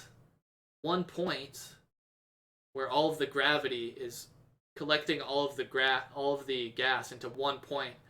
Once there's enough gas, like, compacting into each other, it heats up and starts to form a star, and then it gets bigger, and then you have a star. Why does that even happen? Why is there gravity? Why is it all getting pulled into one point? Why doesn't it just stay gas? Why doesn't it just keep floating around? Why is gravity there in the first place? None of it makes sense. I want to make sense of it. I mean, we all do, but it's so hard to make sense of it.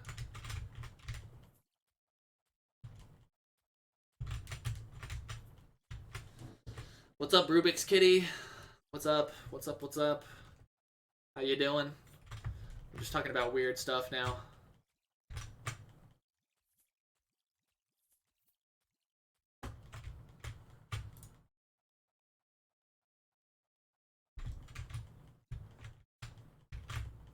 Talking about weird stuff. We were talking about maybe Mars was the origin planet of human life. Talking about a little bit about simulation theory and about stars. Talking about some weird stuff.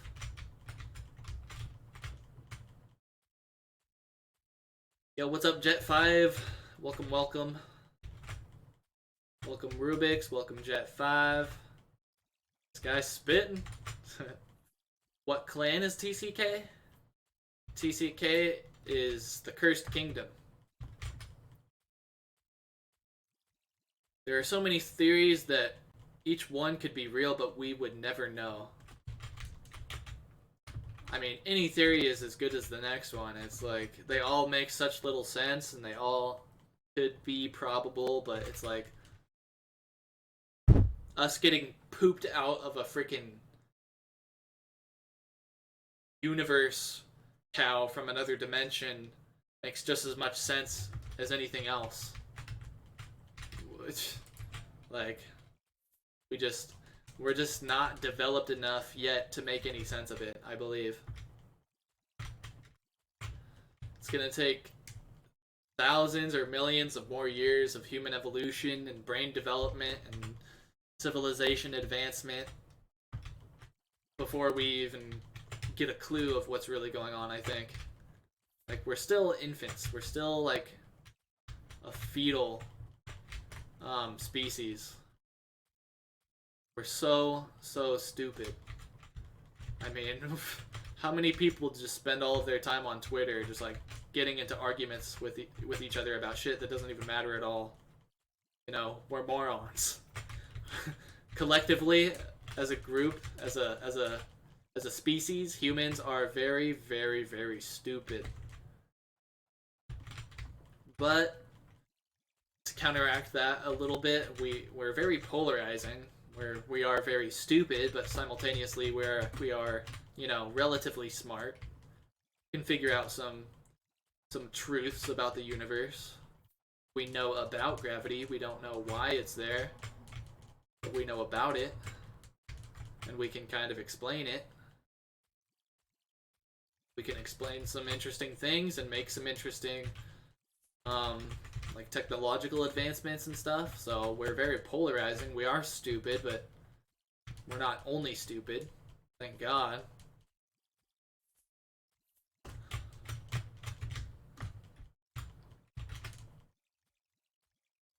Did you buy or grind for the Golemite gear? I am an Iron Man player, so everything that you see on my character I earned myself. I have never traded on this character.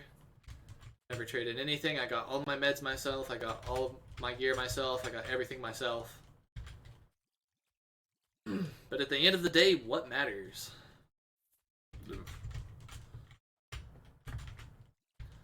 I mean, we really don't know what matters right now because we don't know the purpose of humanity. It's just like you take the individual scale, or yeah, you take the individual and scale it up to the entire species. It's like nothing really matters for an individual until you really find your purpose. If you don't have a purpose, you're just going to be depressed. You're not really going to have any direction. And it's important for, of course, it's important for individuals to find a purpose, but it's very important for, of course, it's important for humanity altogether to find a purpose as well, and we don't really have a purpose yet. I mean, you can break it down and you can give us smaller goals that we can try to manage in the meantime. Like, I guess you could say the purpose of humanity right now is to start inhabiting multiple planets and become a multi-planetary species instead of a singular planetary species, because as long as we're on one single planet, all it takes to wipe us out is one asteroid, one pole flip, one global climate change disaster over time. All it takes is one nuclear war breakout. All it takes is one key animal going extinct. You know, we're so vulnerable as long as we're on one single planet that you could say that right now that the purpose of humanity is to become a multiplanetary species for the time being. Now, of course, that wouldn't be our ultimate purpose because that really doesn't do anything in the end. It just extends our survivability and increases our survivability. So we need a major goal on top of that, but we don't know what that is. So I think becoming a multiplanetary species is our best purpose that we can go for right now. And beyond that, maybe since we can see that the universe is finite and will eventually end, it is. I want to say it's potentially probable that we could change that, and maybe that's the ultimate purpose of humanity, is to figure out how to create stars or create the conditions for stars to be born so that we could essentially extend the life or make the life of the universe infinite so that we could continue to live and inhabit the universe forever. But if that would be our main purpose, I don't think that could be our main purpose. That could be one main purpose at one point during our evolution, at one point a long way down the line. But that also can't be an ultimate goal because that doesn't really serve any purpose. Just to continue existing, for what purpose? So there has to be something else. Maybe, I don't know. Well, it seems like, well, it depends how much you value the human experience or the sentient experience. Because if you place a high value on that, then you could say that the purpose of humanity is to just have a sustainable amount of sentient beings, human or otherwise, experiencing positive lives, just for the sake of experiencing positive lives. And so,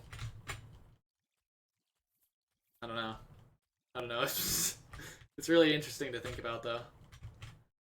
The universe is always expanding. Apparently, it's expanding for now until it starts contracting at some point in the future.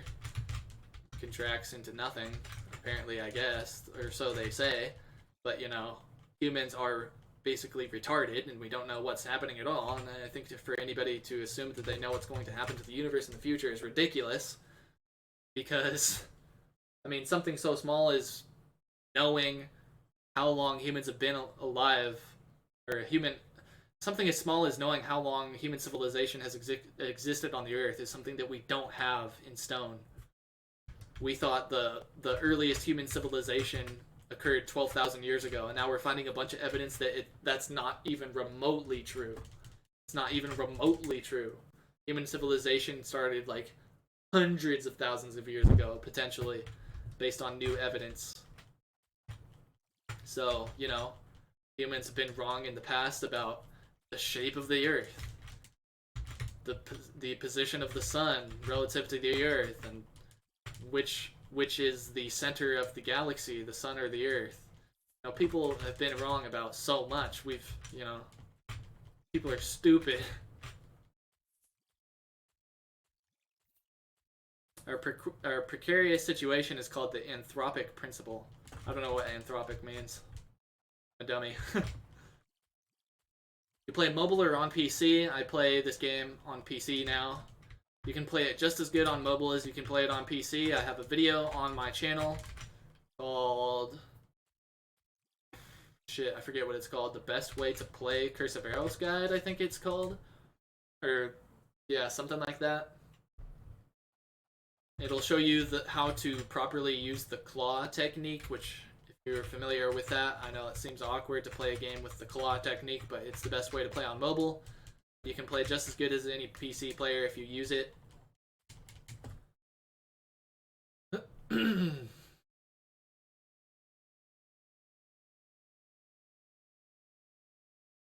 need to unload your cash burden. We're here to help. I'm not a bot, I swear. That's exactly what a bot would say. You're a bot, aren't you? You're a bot. I know it. I see right through you. You can't hide from us, bot.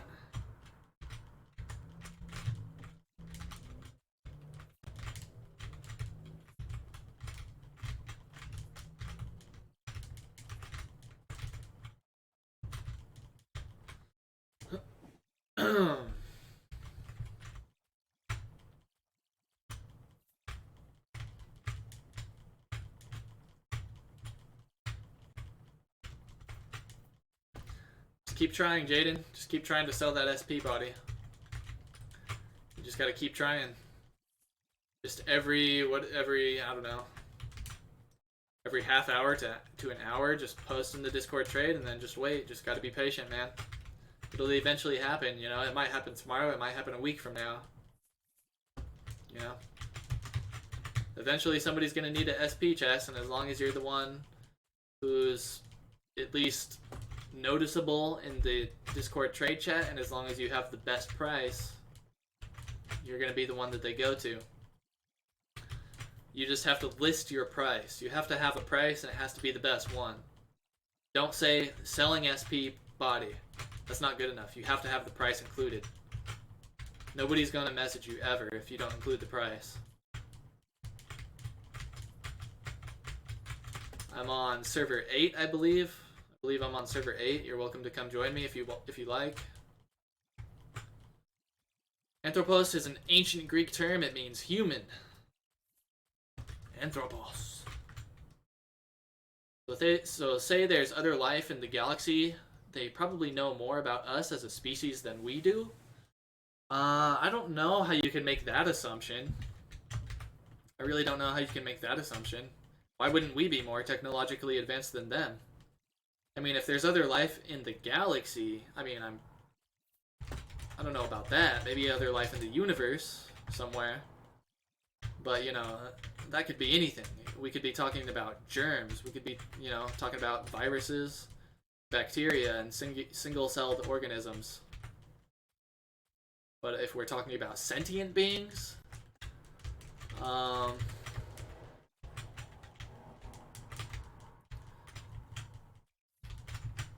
yeah, well, the amount of time that humans have existed on the planet, as far as we are aware, which we seem to be unaware of how long that actually is. We seem to be unaware and uncertain of the past human civilizations. We seem to be inaccurate with that. But anyway, with how long humans have existed on the planet, we know, you know, apparently we haven't been on this planet for very long. Just like at most like 150,000 years, apparently. Well, civilization has been on the Earth for that long at most, apparently, as far as we know. So that's nothing. That's nothing in the grand scale of time.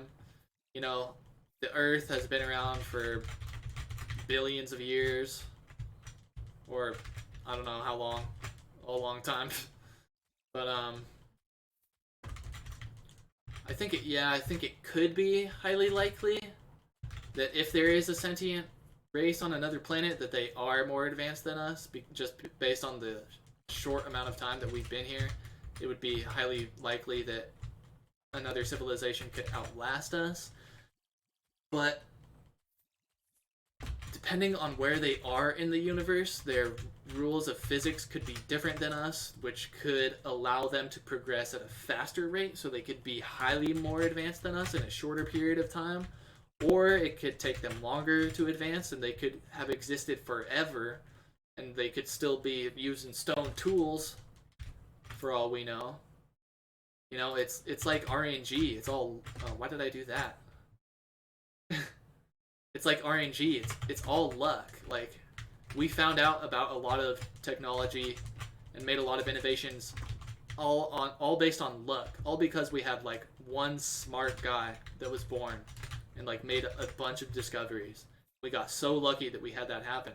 If that didn't happen, we'd still be in the freaking Stone Age. We wouldn't even have the internet or anything.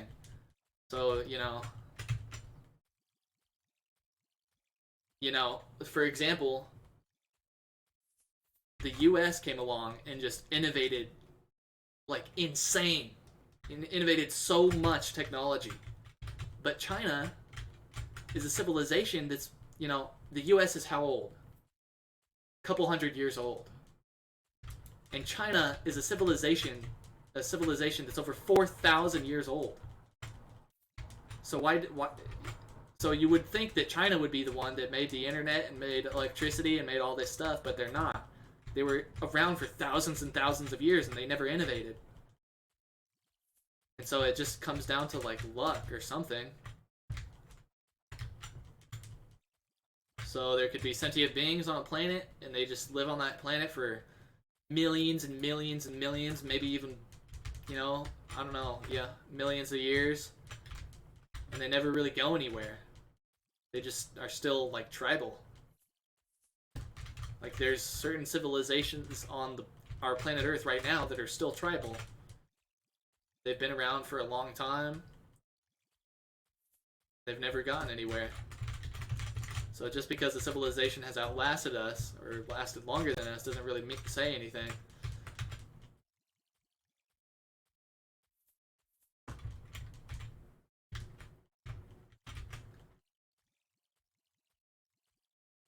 You know, it's so many factors come into play. Like if a planet had half the gravity that we have, it would make it a lot more difficult for them to do a lot of things, but it would make it easier for them to do some things. So maybe they would develop different technologies that would be either better or worse than the technologies that we have here.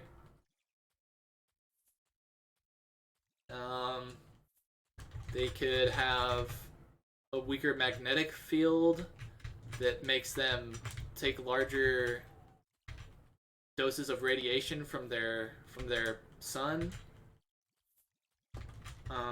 They could be in they could live on a tidally locked planet that's tidally locked to their sun. So one side of their planet is always facing their sun.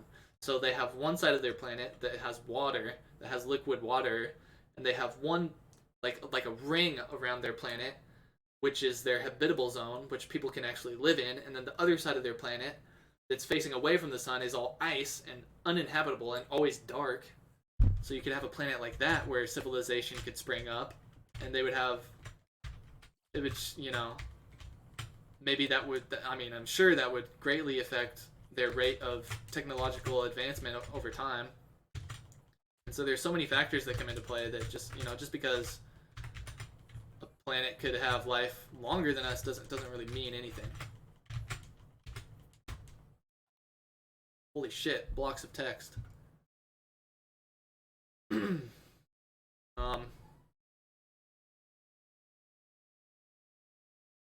Yeah, I'm on server 8. Look up the Fermi paradox. Forget what that is. Oh, I knew at one point, but I forget off the top of my head. They probably don't or aren't at the place in their lives to be further advanced. Again, well, I can't really like assume one way or the other. It's just completely all up in the air. It's all up in the air if there's even any other sentient life in the universe at all, and it's all up in the air if there is sentient life that they are more or less advanced than us. Who knows? There's no way to assume that. We aren't even a level 0 civilization, if I recall correctly. Oh, you're talking about... I know what you're talking about. Yeah, we're like a level 0.5 civilization because we can't even harness all of the energy of our planet or whatever. I know what you're talking about. I forget what it's called, though. Weird stuff already zooming around in our skies. If you take the time to actually look, hard to tell if they are drones or actual UFOs. I mean, as a normal civilian, you never know what's going on. You know, the military could be testing new sky... oh my god, I almost said new sky vehicles, which I guess is technically accurate, but that's just a weird way to say that. They could be testing new aircrafts. Sky vehicles, what the hell? Aircraft. Oh my god. They could be testing new sky vehicles. They could be testing new aircrafts that they're keeping highly classified. And so, I mean, you know, if they're doing that, they're probably going to do it in air that where no civilians ever going to have a chance of seeing it. They're going to do it in the Arctic or some crap.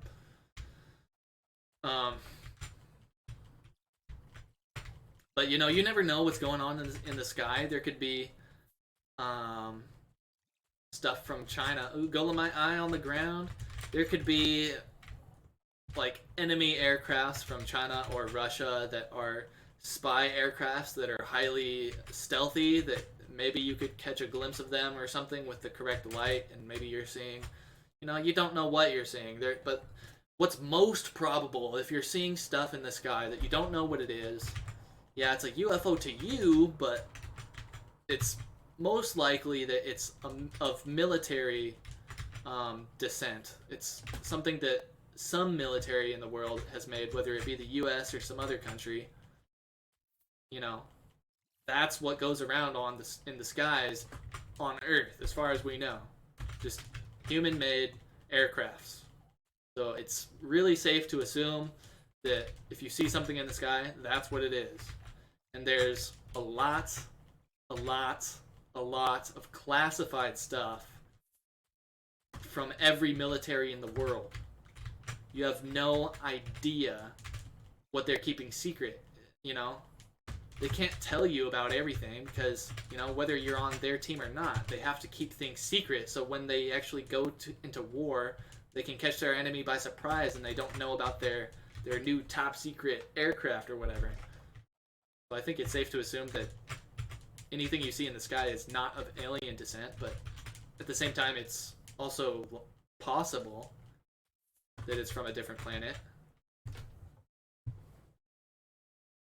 Two good things. Research subjects on all the latest discussions would be Fermi paradox for aliens. It's a good argument. Big principle, which is the set of conditions that allow life to form. But even on Earth, we discovered in 2015, maybe, that some living organisms can use arsenic instead of phosphorus in their DNA sequence. Oh, arsenic? The phosphorus in their DNA sequence, allowing them to live in toxic environments. Well, I mean, we have... what are they called? Extremophiles? I think? I mean, we have microorganisms that live in fucking lava, dude. They live in magma. We have fish that live under the pressure of millions of miles of ocean at the bottom of the ocean in the dark with no sunlight. We have, dude, life can live in very extreme environments. Sentient life? I don't think so. Maybe. Maybe under certain circumstances. Maybe it's possible. But definitely single cellular organisms can live in the most extreme environments. Sometimes. I think our mind can't even comprehend some other life forms based on other elements than oxygen, water, etc. Yeah, we don't know if oxygen and water are the only like compounds that really allow life to evolve. There could be, yeah, life forms that are based on other substances. And then, yeah, we wouldn't even, because all we know is our form of life. So we couldn't even guess what that life is like. Like those white Tic Tac UFOs. Probably a CGI white Tic Tac. It's probably a Tic Tac on a string. I don't know. I hope not. That would be stupid. The lava organisms use arsenic over phosphorus, if I remember correctly. Loved talking with you. See you in the next live. Love from Italy. Stay safe and keep selling bat pets.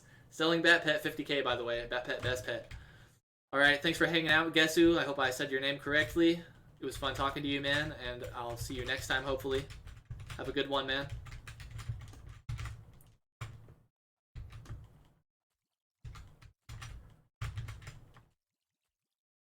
Yeah, I love talking about this weird abstract stuff, but I just wish I was more like qualified to talk about it. It's just really hard to talk about. It would be way more interesting if I was like a scientist who was like really good at talking. But, you know, I can only do what I can do. I love entertaining those ideas, so I just kind of can't help it.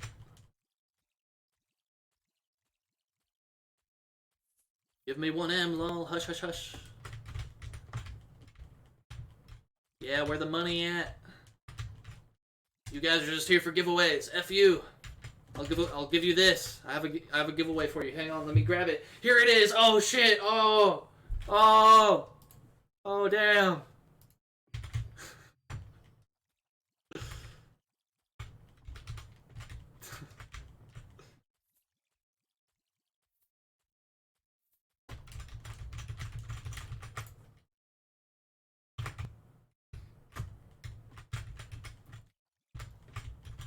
Does anybody have any COA video ideas for me? I would like to make some more COA videos, but I just don't know what to do. You can do live streams, but live streams are fun for hanging out and chatting and stuff, but it's not good for getting a lot of views or like making evergreen.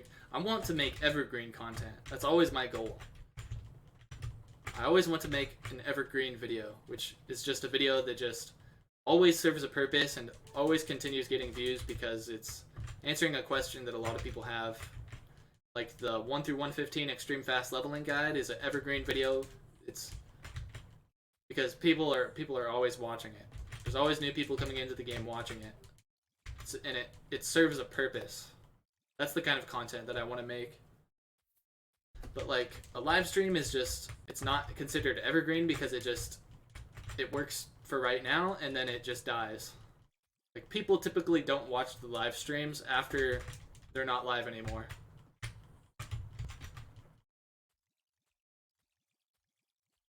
Live stream PvP tourney, that would be really fun.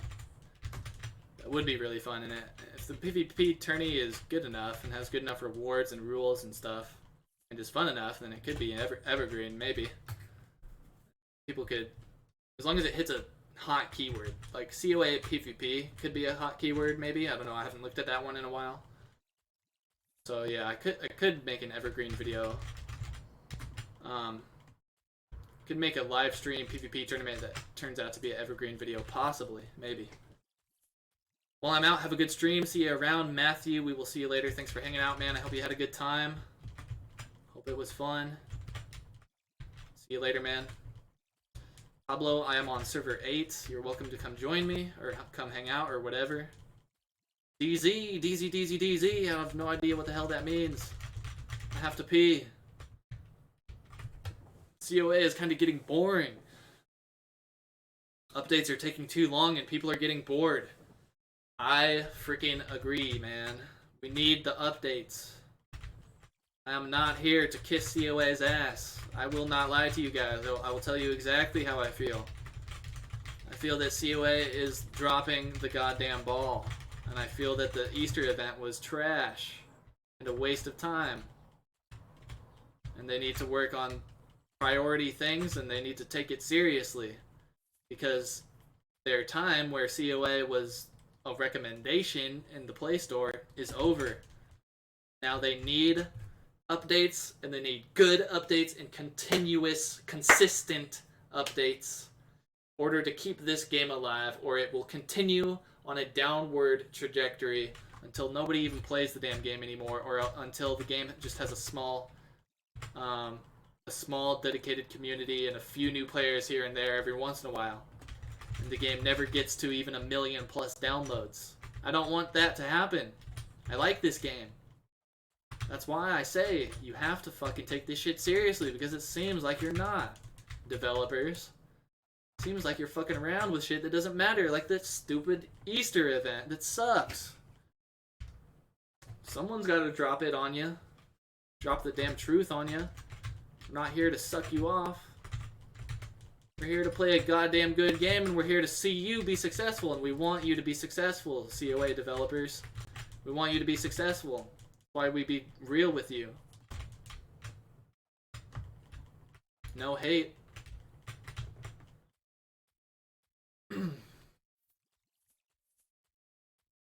I mean, I'm excited for the content that you've teased us with, but it's taking too long.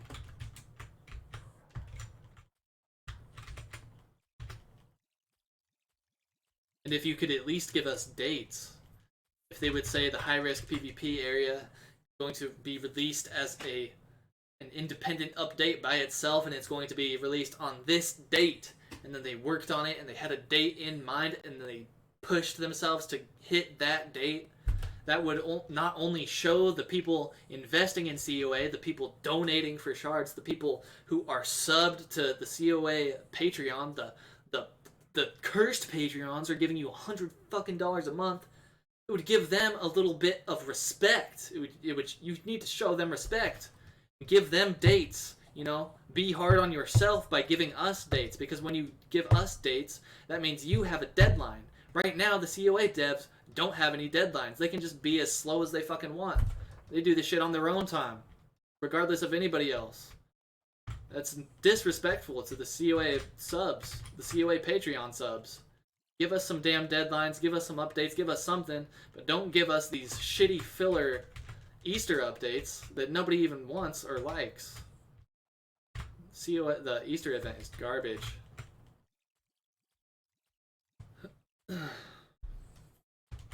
No, COA has a development team, apparently. I don't know. The way that they word stuff makes it seem like there's a team of developers. I mean, there's a graphics artist, there's Bart, who's doing coding. I don't know if there's anybody else working on coding.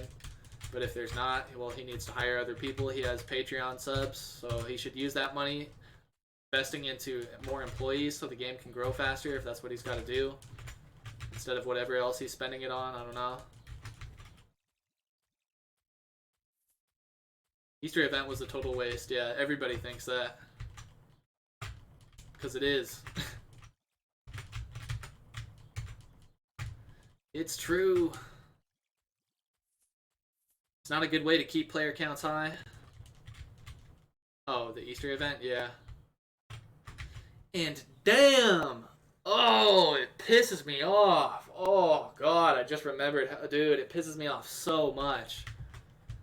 Oh, Jesus Christ. The lack of awareness of the fucking description of Curse of Aros in the Play Store makes me want to fucking throw up.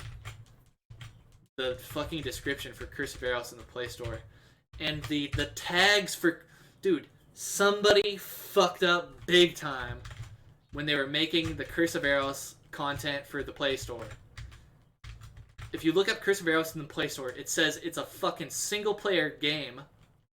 Hello? If anybody is unfamiliar with the game and they look at it in the Play Store and they see single-player, they're just gonna close it out and look for the next one. Are you fucking kidding me?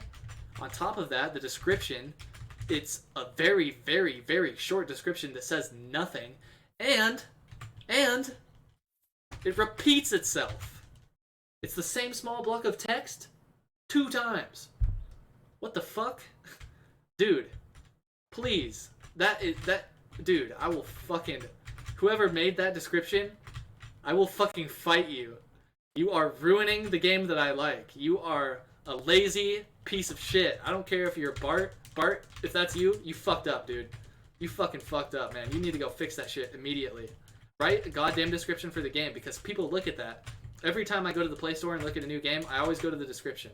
You need to make that shit look good and professional, because right now it looks like a goddamn 5-year-old made it, and it's a joke. So fix that shit. God damn. And I mean, I tried to make you for free, and offered it to you for free, an updated trailer for the game, because the current trailer for the game is outdated. I can agree with you if my trailer just wasn't up to par, if it just wasn't up to snuff, and you just didn't want to use it for that reason. But what I think was going on is that you just didn't even look at it, probably, because it seems like, I don't know, just every time I try to talk to Bart, he just ignores me.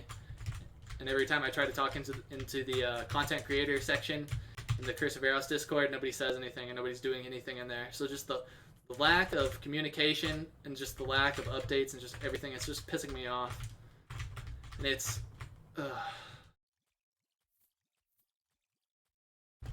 Sorry, I get passionate about that because I think it's fucking joke, and it's I just think it's such a waste. It's such a goddamn waste, because there's potentially such a beautiful thing here with this game, and then you have lazy motherfuckers fucking it up, and it's just a goddamn shame. Just people just don't even want to try, and they just don't even want to be involved, and they're just not even putting in effort, and it's just making me throw up.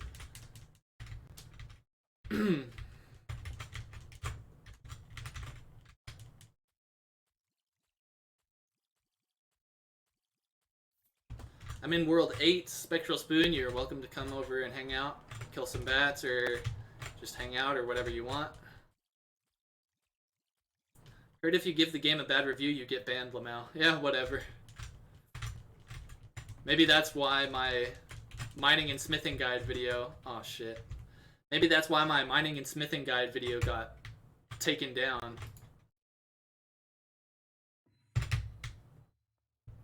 Where it's like, oh yeah, you talking shit. Well, I'm just being real, man, and it's no hate. I really love this game, and the reason why I'm passionate about it, and the reason I'm saying anything isn't because I want to hate on anybody. It's because I want to see this game be successful. And if nobody is hard on you, then you're just gonna keep doing the same old shit. But you're gonna keep doing the same old shit anyway. But I mean, at least maybe if I'm hard on you, maybe you'll see this, and maybe you'll try harder. And maybe you'll start taking it more seriously, and maybe you'll see how passionate people are about this game. And I don't know how Bart feels about this game. Maybe he just uses it to get Patreon subs. Who the fuck knows?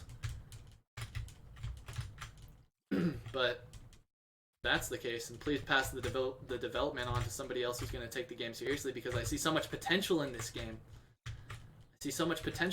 It's a fraction of what it could be already.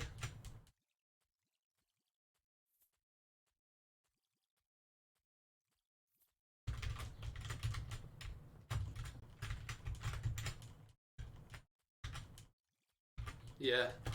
Every game in the world needs to take their feedback more seriously, because there's always suggestion sections in every game's Discord, and they never fucking listen. Ever. So, I mean, that's understandable, just because, I mean, it's the norm. It shouldn't be the norm. It shouldn't be acceptable, but it just becomes acceptable because it just happens to be the norm.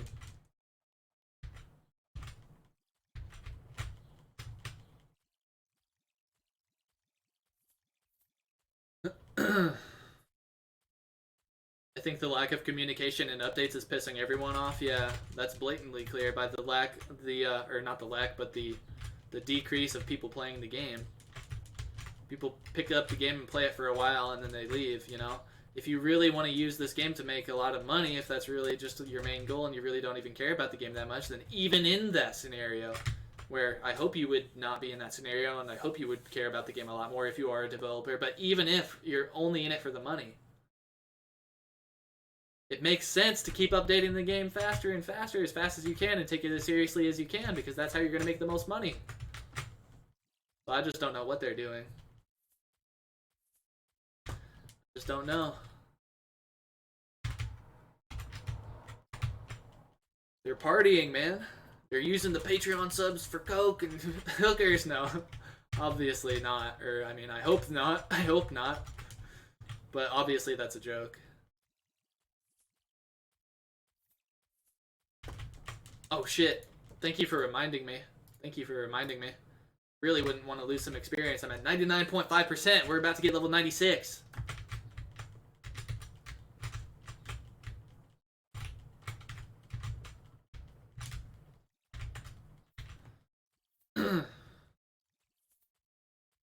They continue like this, the player counts will continue to drop, and we will end up with a dead game.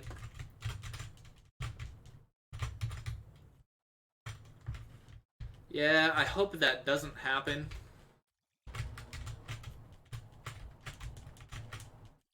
You know, who knows? Who knows, dude? The next update could be a week away, and it could include sailing, high-risk PvP, the desert, new bosses, new mobs, new loot, and it could last us a good while, and maybe it'll be great. You know? Or it could never come, which is why I wish they would give us deadlines. Or give us dates. And effectively, that would give them deadlines, and it would make them pump out content faster, and it would make the game grow faster, and it would make them make more money. It's just a damn good idea. Maybe Bart needs a manager. Maybe he should hire me as his manager. He should hire me to just yell at him. Just hire me to fucking yell at him. Bart, you're going too slow, damn it. Pick up the pace, boy. Fuck you, Red Ruka. You're just a bully. Your manager, you'll listen to me, and you'll like it. Or else you'll get the paddle from Chance, the southern mama of Sparta.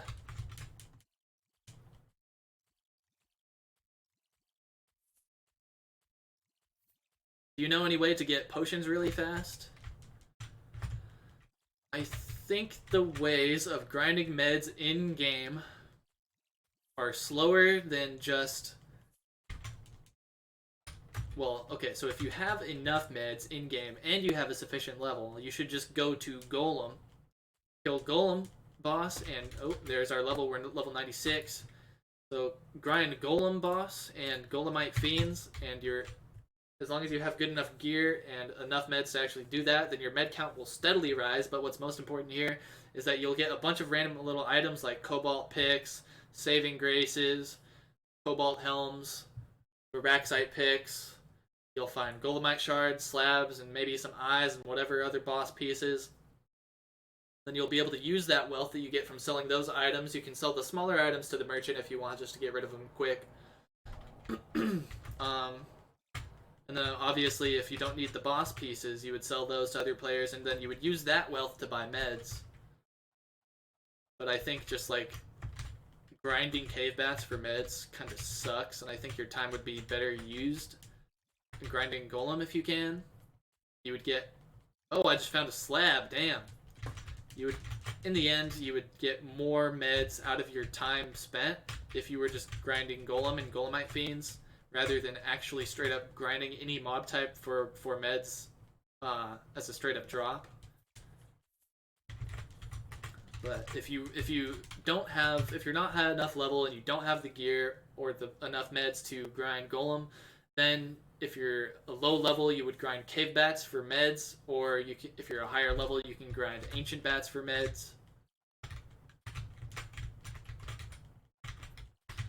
Or you can, if you're like new to the game and if you haven't leveled up your mining and smithing yet, get your mining and smithing to level 70, and then you can sell all of the sets of gear that you make and then purchase meds with that wealth. So those are probably the best ways to get meds. So choose one of those methods depending on what level you are and what sounds best for you currently. Should help you out.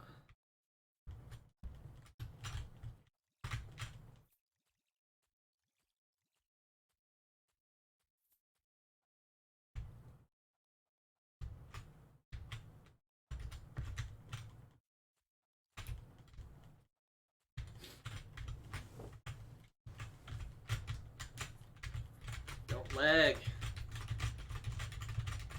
I hate lag. Lag is the worst.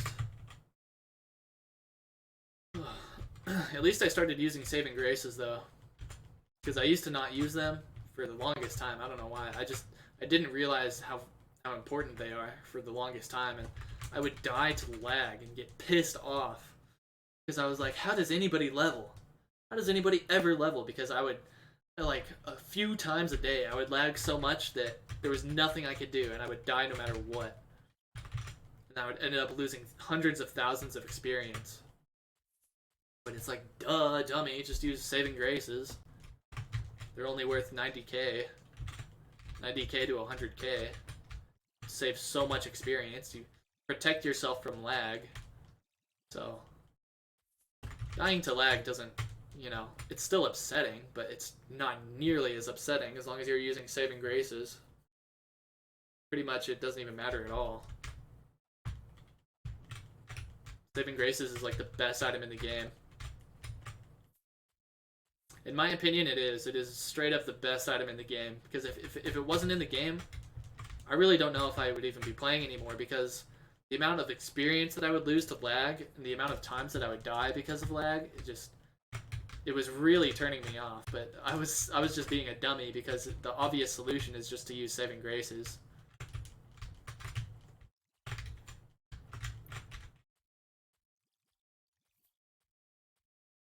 So is there any point in improving your health?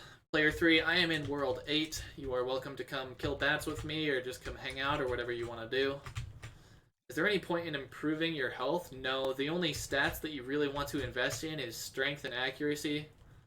You can use the strength equals accuracy plus... Wait. Oh, accuracy... Yeah, use accuracy equals strength plus 20. The easiest way to figure out exactly how much accuracy and strength you need is you take your level. So right now I'm level 96. I'll plus 10. That'll be my accuracy. So right now I should have 106 accuracy. I'll take my level and I'll subtract 10, and that should be my strength. So I should be at 106 accuracy and 86 strength. We can check my build to confirm that that's true. 106 accuracy and 86 strength, as you can see. That is the build to go with. I've tested multiple builds, and that build is for sure the best one.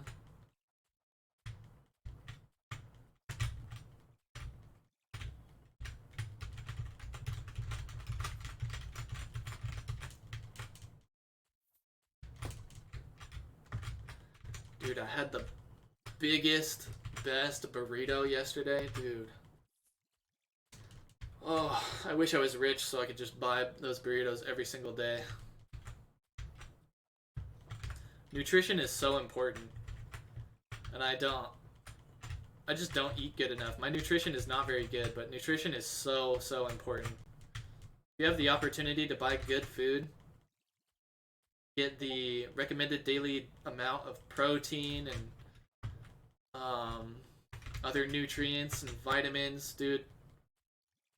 Nutrition is so, so, so important. You have to, if you have the money and the means to enhance your nutrition and get the best food that you can, you have to do it.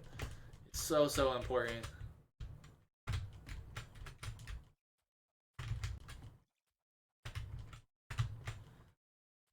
I do not take my own advice, though, and I eat like shit. I eat top ramen and frozen pizzas and crap, chips, drink beer sometimes. Man, I wasn't drinking beer for the longest time, but recently I just got 1 6-pack of beer, and then it just flipped a switch in me. It just turned something on, and now I've just been drinking beer for the past couple weeks. which is really a stupid waste of money. The value of $1 is something that needs to be pounded into your brain in school. Of course they would never do that, because the most important thing for at least the American economy, and I guess for all economies in the world, the most important thing is the consumer, and the consumer buying a lot. And is the consumer going to buy a lot if you educate kids about the true value of $1 in school? No. They're going to save their money. And then the economy is going to effectively be weaker. Such a shitty system. God damn, I can't believe it. They need to either pay us more, or, I don't know, dude. The value of $1 is so high when you're poor like me. I really, really, really wish they would teach that to kids in school, because it's so goddamn important. And I wish they would just relentlessly teach it. Because, dude, saving $1 is equal to making $1. You can work all day and make, let's say you make $100 in a day. You can make 100, but then you can easily turn around and spend 100. But if you save that 100, it's like you made $200 in a day. Obviously not, but that's just how I make sense of it in my brain. Saving $1 is exactly equivalent to making $1, and just, God, I hate money. I hate money. I hate it. I hate it. I hate it. 'Cause it's, oh God, I hate it. I hate spending it. I wish I just was rich. It fucking sucks being poor.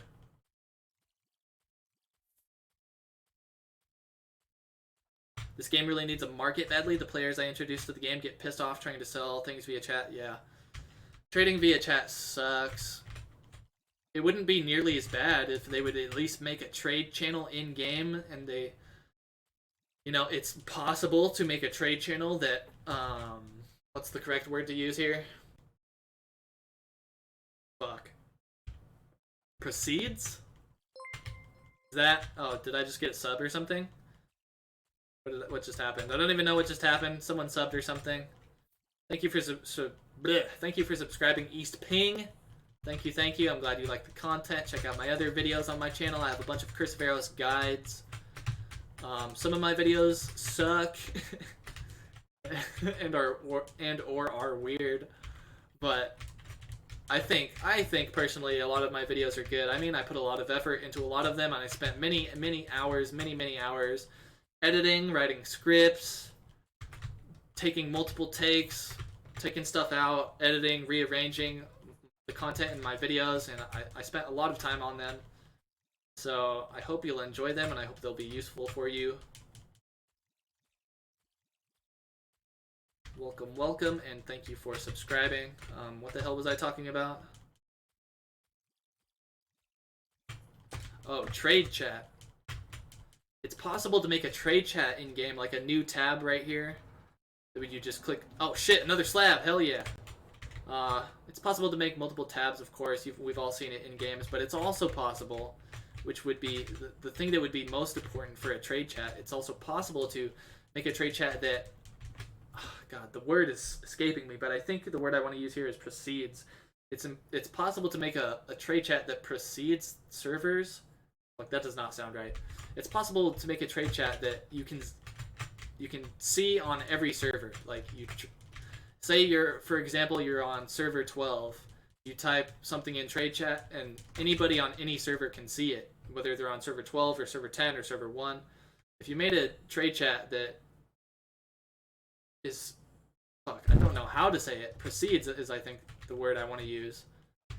If it precedes the servers and is multi-server, I guess that serves the purpose. It's if you make a multi-server trade chat, I guess that works. That would be the best case scenario. And make it have a slow mode, so you can only type in the chat like once every 5 minutes, so there's no spam.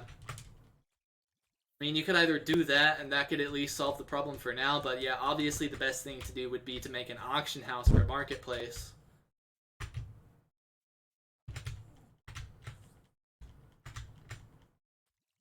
A free market auction house or a marketplace. Because you could make one where the prices are fixed, and you have to, if you find something, you have to sell it for a specific price. That would kind of suck. That's what they do in Black Desert Online. I don't really like that. I guess there's I guess sometimes you would, if you do it right, you could use a free market and it could be not very bad, but I wouldn't really trust anybody to make a fixed market that's actually good. So of course, if we have a marketplace or an auction house, we want it to be a free market where you can set the price to whatever you want. That would be a huge improvement to the game, but you know, they haven't said anything about that, and there's a lot of other issues in the game that need to be resolved first, that take priority. Like, we just straight up need more content.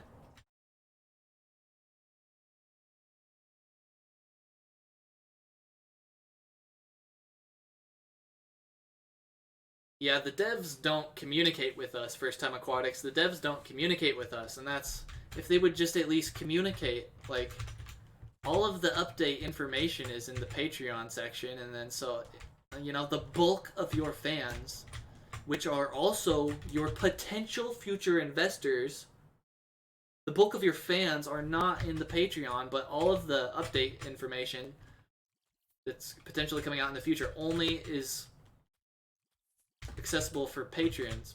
And I know the devs have to incentivize Patreon subscriptions, but is it really benefiting you, or is it actually hurting you? Because your normal average players that aren't subscribed on Patreon are the bulk of your player base, and they're important, and they're potential future investors who could Patreon sub in the future if they see value and promise in the game. When you don't communicate with them, you know, it's so simple. Like, they're not even thinking about it. I wasn't even thinking about it. I was just talking about a related subject, and I just came up with the easy solution. It's obvious. You just say the announcements first, like a week ahead of time or a few days ahead of time in the Patreon chat, and that's their benefit. They get the information first before anybody else. That's all the incentive they need. And then a few days later, you tell everybody else about it. They don't even do that because they're not even thinking and they're not even trying, dude. Their head is somewhere else, or they need more people thinking about it. Bart is probably completely occupied with the coding, and he needs somebody else like a community manager, doing the other things that are just as important as the coding.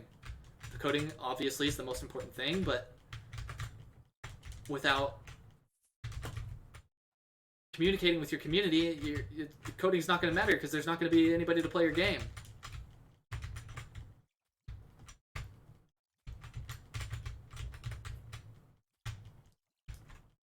This would never happen in a million years because, I don't know, Bart just doesn't communicate with me. Like, he doesn't communicate with anybody, but he should hire me as a community manager. I've been playing the game for multiple months. I've been consistently, well, not consistently anymore, but I made quite a bit of content for this game, and I've shown that I love this game, and I don't know, I think he should hire me as a community manager. I think I can keep the community interested, and well, then I would have to be a sellout. I don't know, then I wouldn't be able to even well, it depends, I guess. If he hired me as a community manager, I would probably have to censor myself and just say only positive things about the game, and then I would have to lie. So fuck that, actually. I would never do that.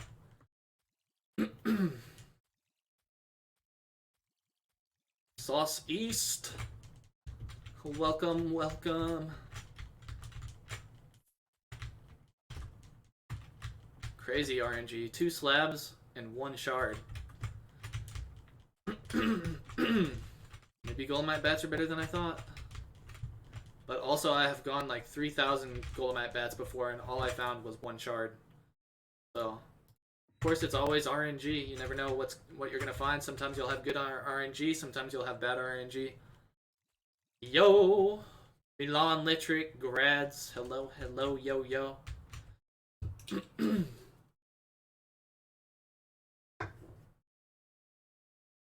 Updates just show up randomly without notice.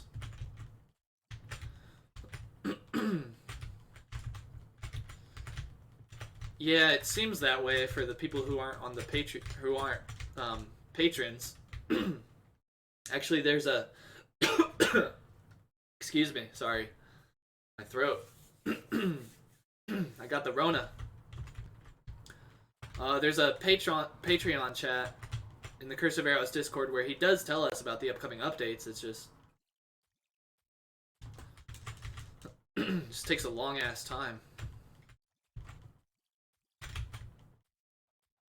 There's a very large amount of time in between the time that he announces shit and the amount of time that it comes out, and there's no deadlines.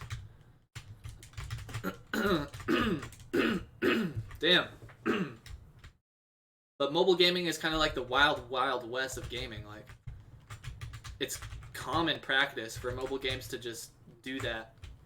Where, like, if this was an official PC game, you would not see that happen. Like, pretty much 99% of the time, if you've got a PC game, you've got devs that are taking this shit seriously. They're giving you updates, they're giving you, like, times, they're giving you dates, they're giving you forecasts for, like, upcoming content. But on mobile, it's not like that. On mobile, it's just like, you do whatever the fuck you want. And it doesn't matter, there's, like, no rules. I gotta use the bathroom, I'll be right back.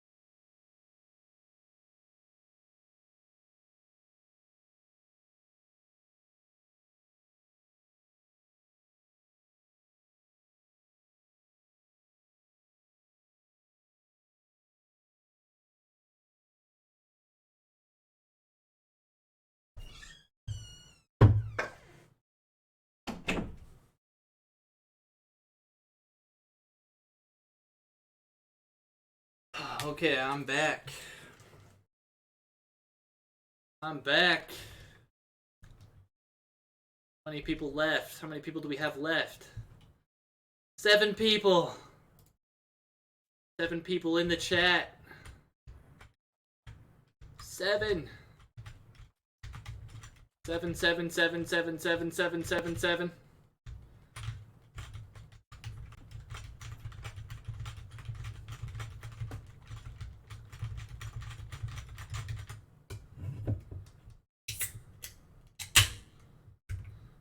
$11.50. What the? What? How long have I been streaming? What does it say? Confused. Why the? That's weird. So it says I've been streaming for 2 hours and 40 minutes, but then it says 2 hours and 40 minutes out of 3 hours and 31 minutes. Where the hell does that 3 hours and 31 minutes come from? The fuck is that? It knows that I'm gonna stream for 3 hours and 31 minutes exactly? What the hell? Hey, Rubik's Kitty, what's up? I'm in World 8. I think I'm actually going to stop streaming in a second though, because I didn't even realize that I've been streaming for this long. I need to make some food and stuff. They do have the PC version if you are a Patreon. Yes, they do, and it does work better. Got my first DI by 60kc. Holy shit, you're fucking lucky. And it was a free-for-all too. God damn, you're lucky. Holy shit. Congratulations, man.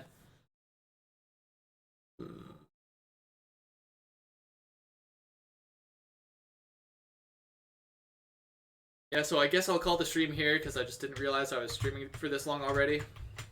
I thought, Jesus Christ, dude, the last hour just flew by. Literally, last time I looked at the clock, it was like 10:40. All of a sudden, it's an hour into the future. Like, what the hell happened with the last hour? I don't even remember what I was talking about. But anyway, guys, thank you for all the likes on my stream. I hope you guys had fun and enjoyed it. Whether you learned something, which you probably didn't because this wasn't a very informational stream, but I hope you laughed, hope you enjoyed it, hope you just had a good time in general. I love you guys. Peace out, dudes. I love you, I love you, I love you, I love you. Do good, do good, do the best that you can, be the best that you can. Don't engage in petty arguments with people. It's never worth your time. Just ignore them and move on with your life. Whatever their opinions are about you, it's not worth your time. And it's just a random opinion from a random person, so it just does not matter. Just focus on yourself, do good for you, and then you will be able to do good for others once you have focused on yourself for long enough. So just do the best that you can. I love you guys. Find fulfillment, peace, success, and happiness in your lives. I love you. I love you. See you guys next time.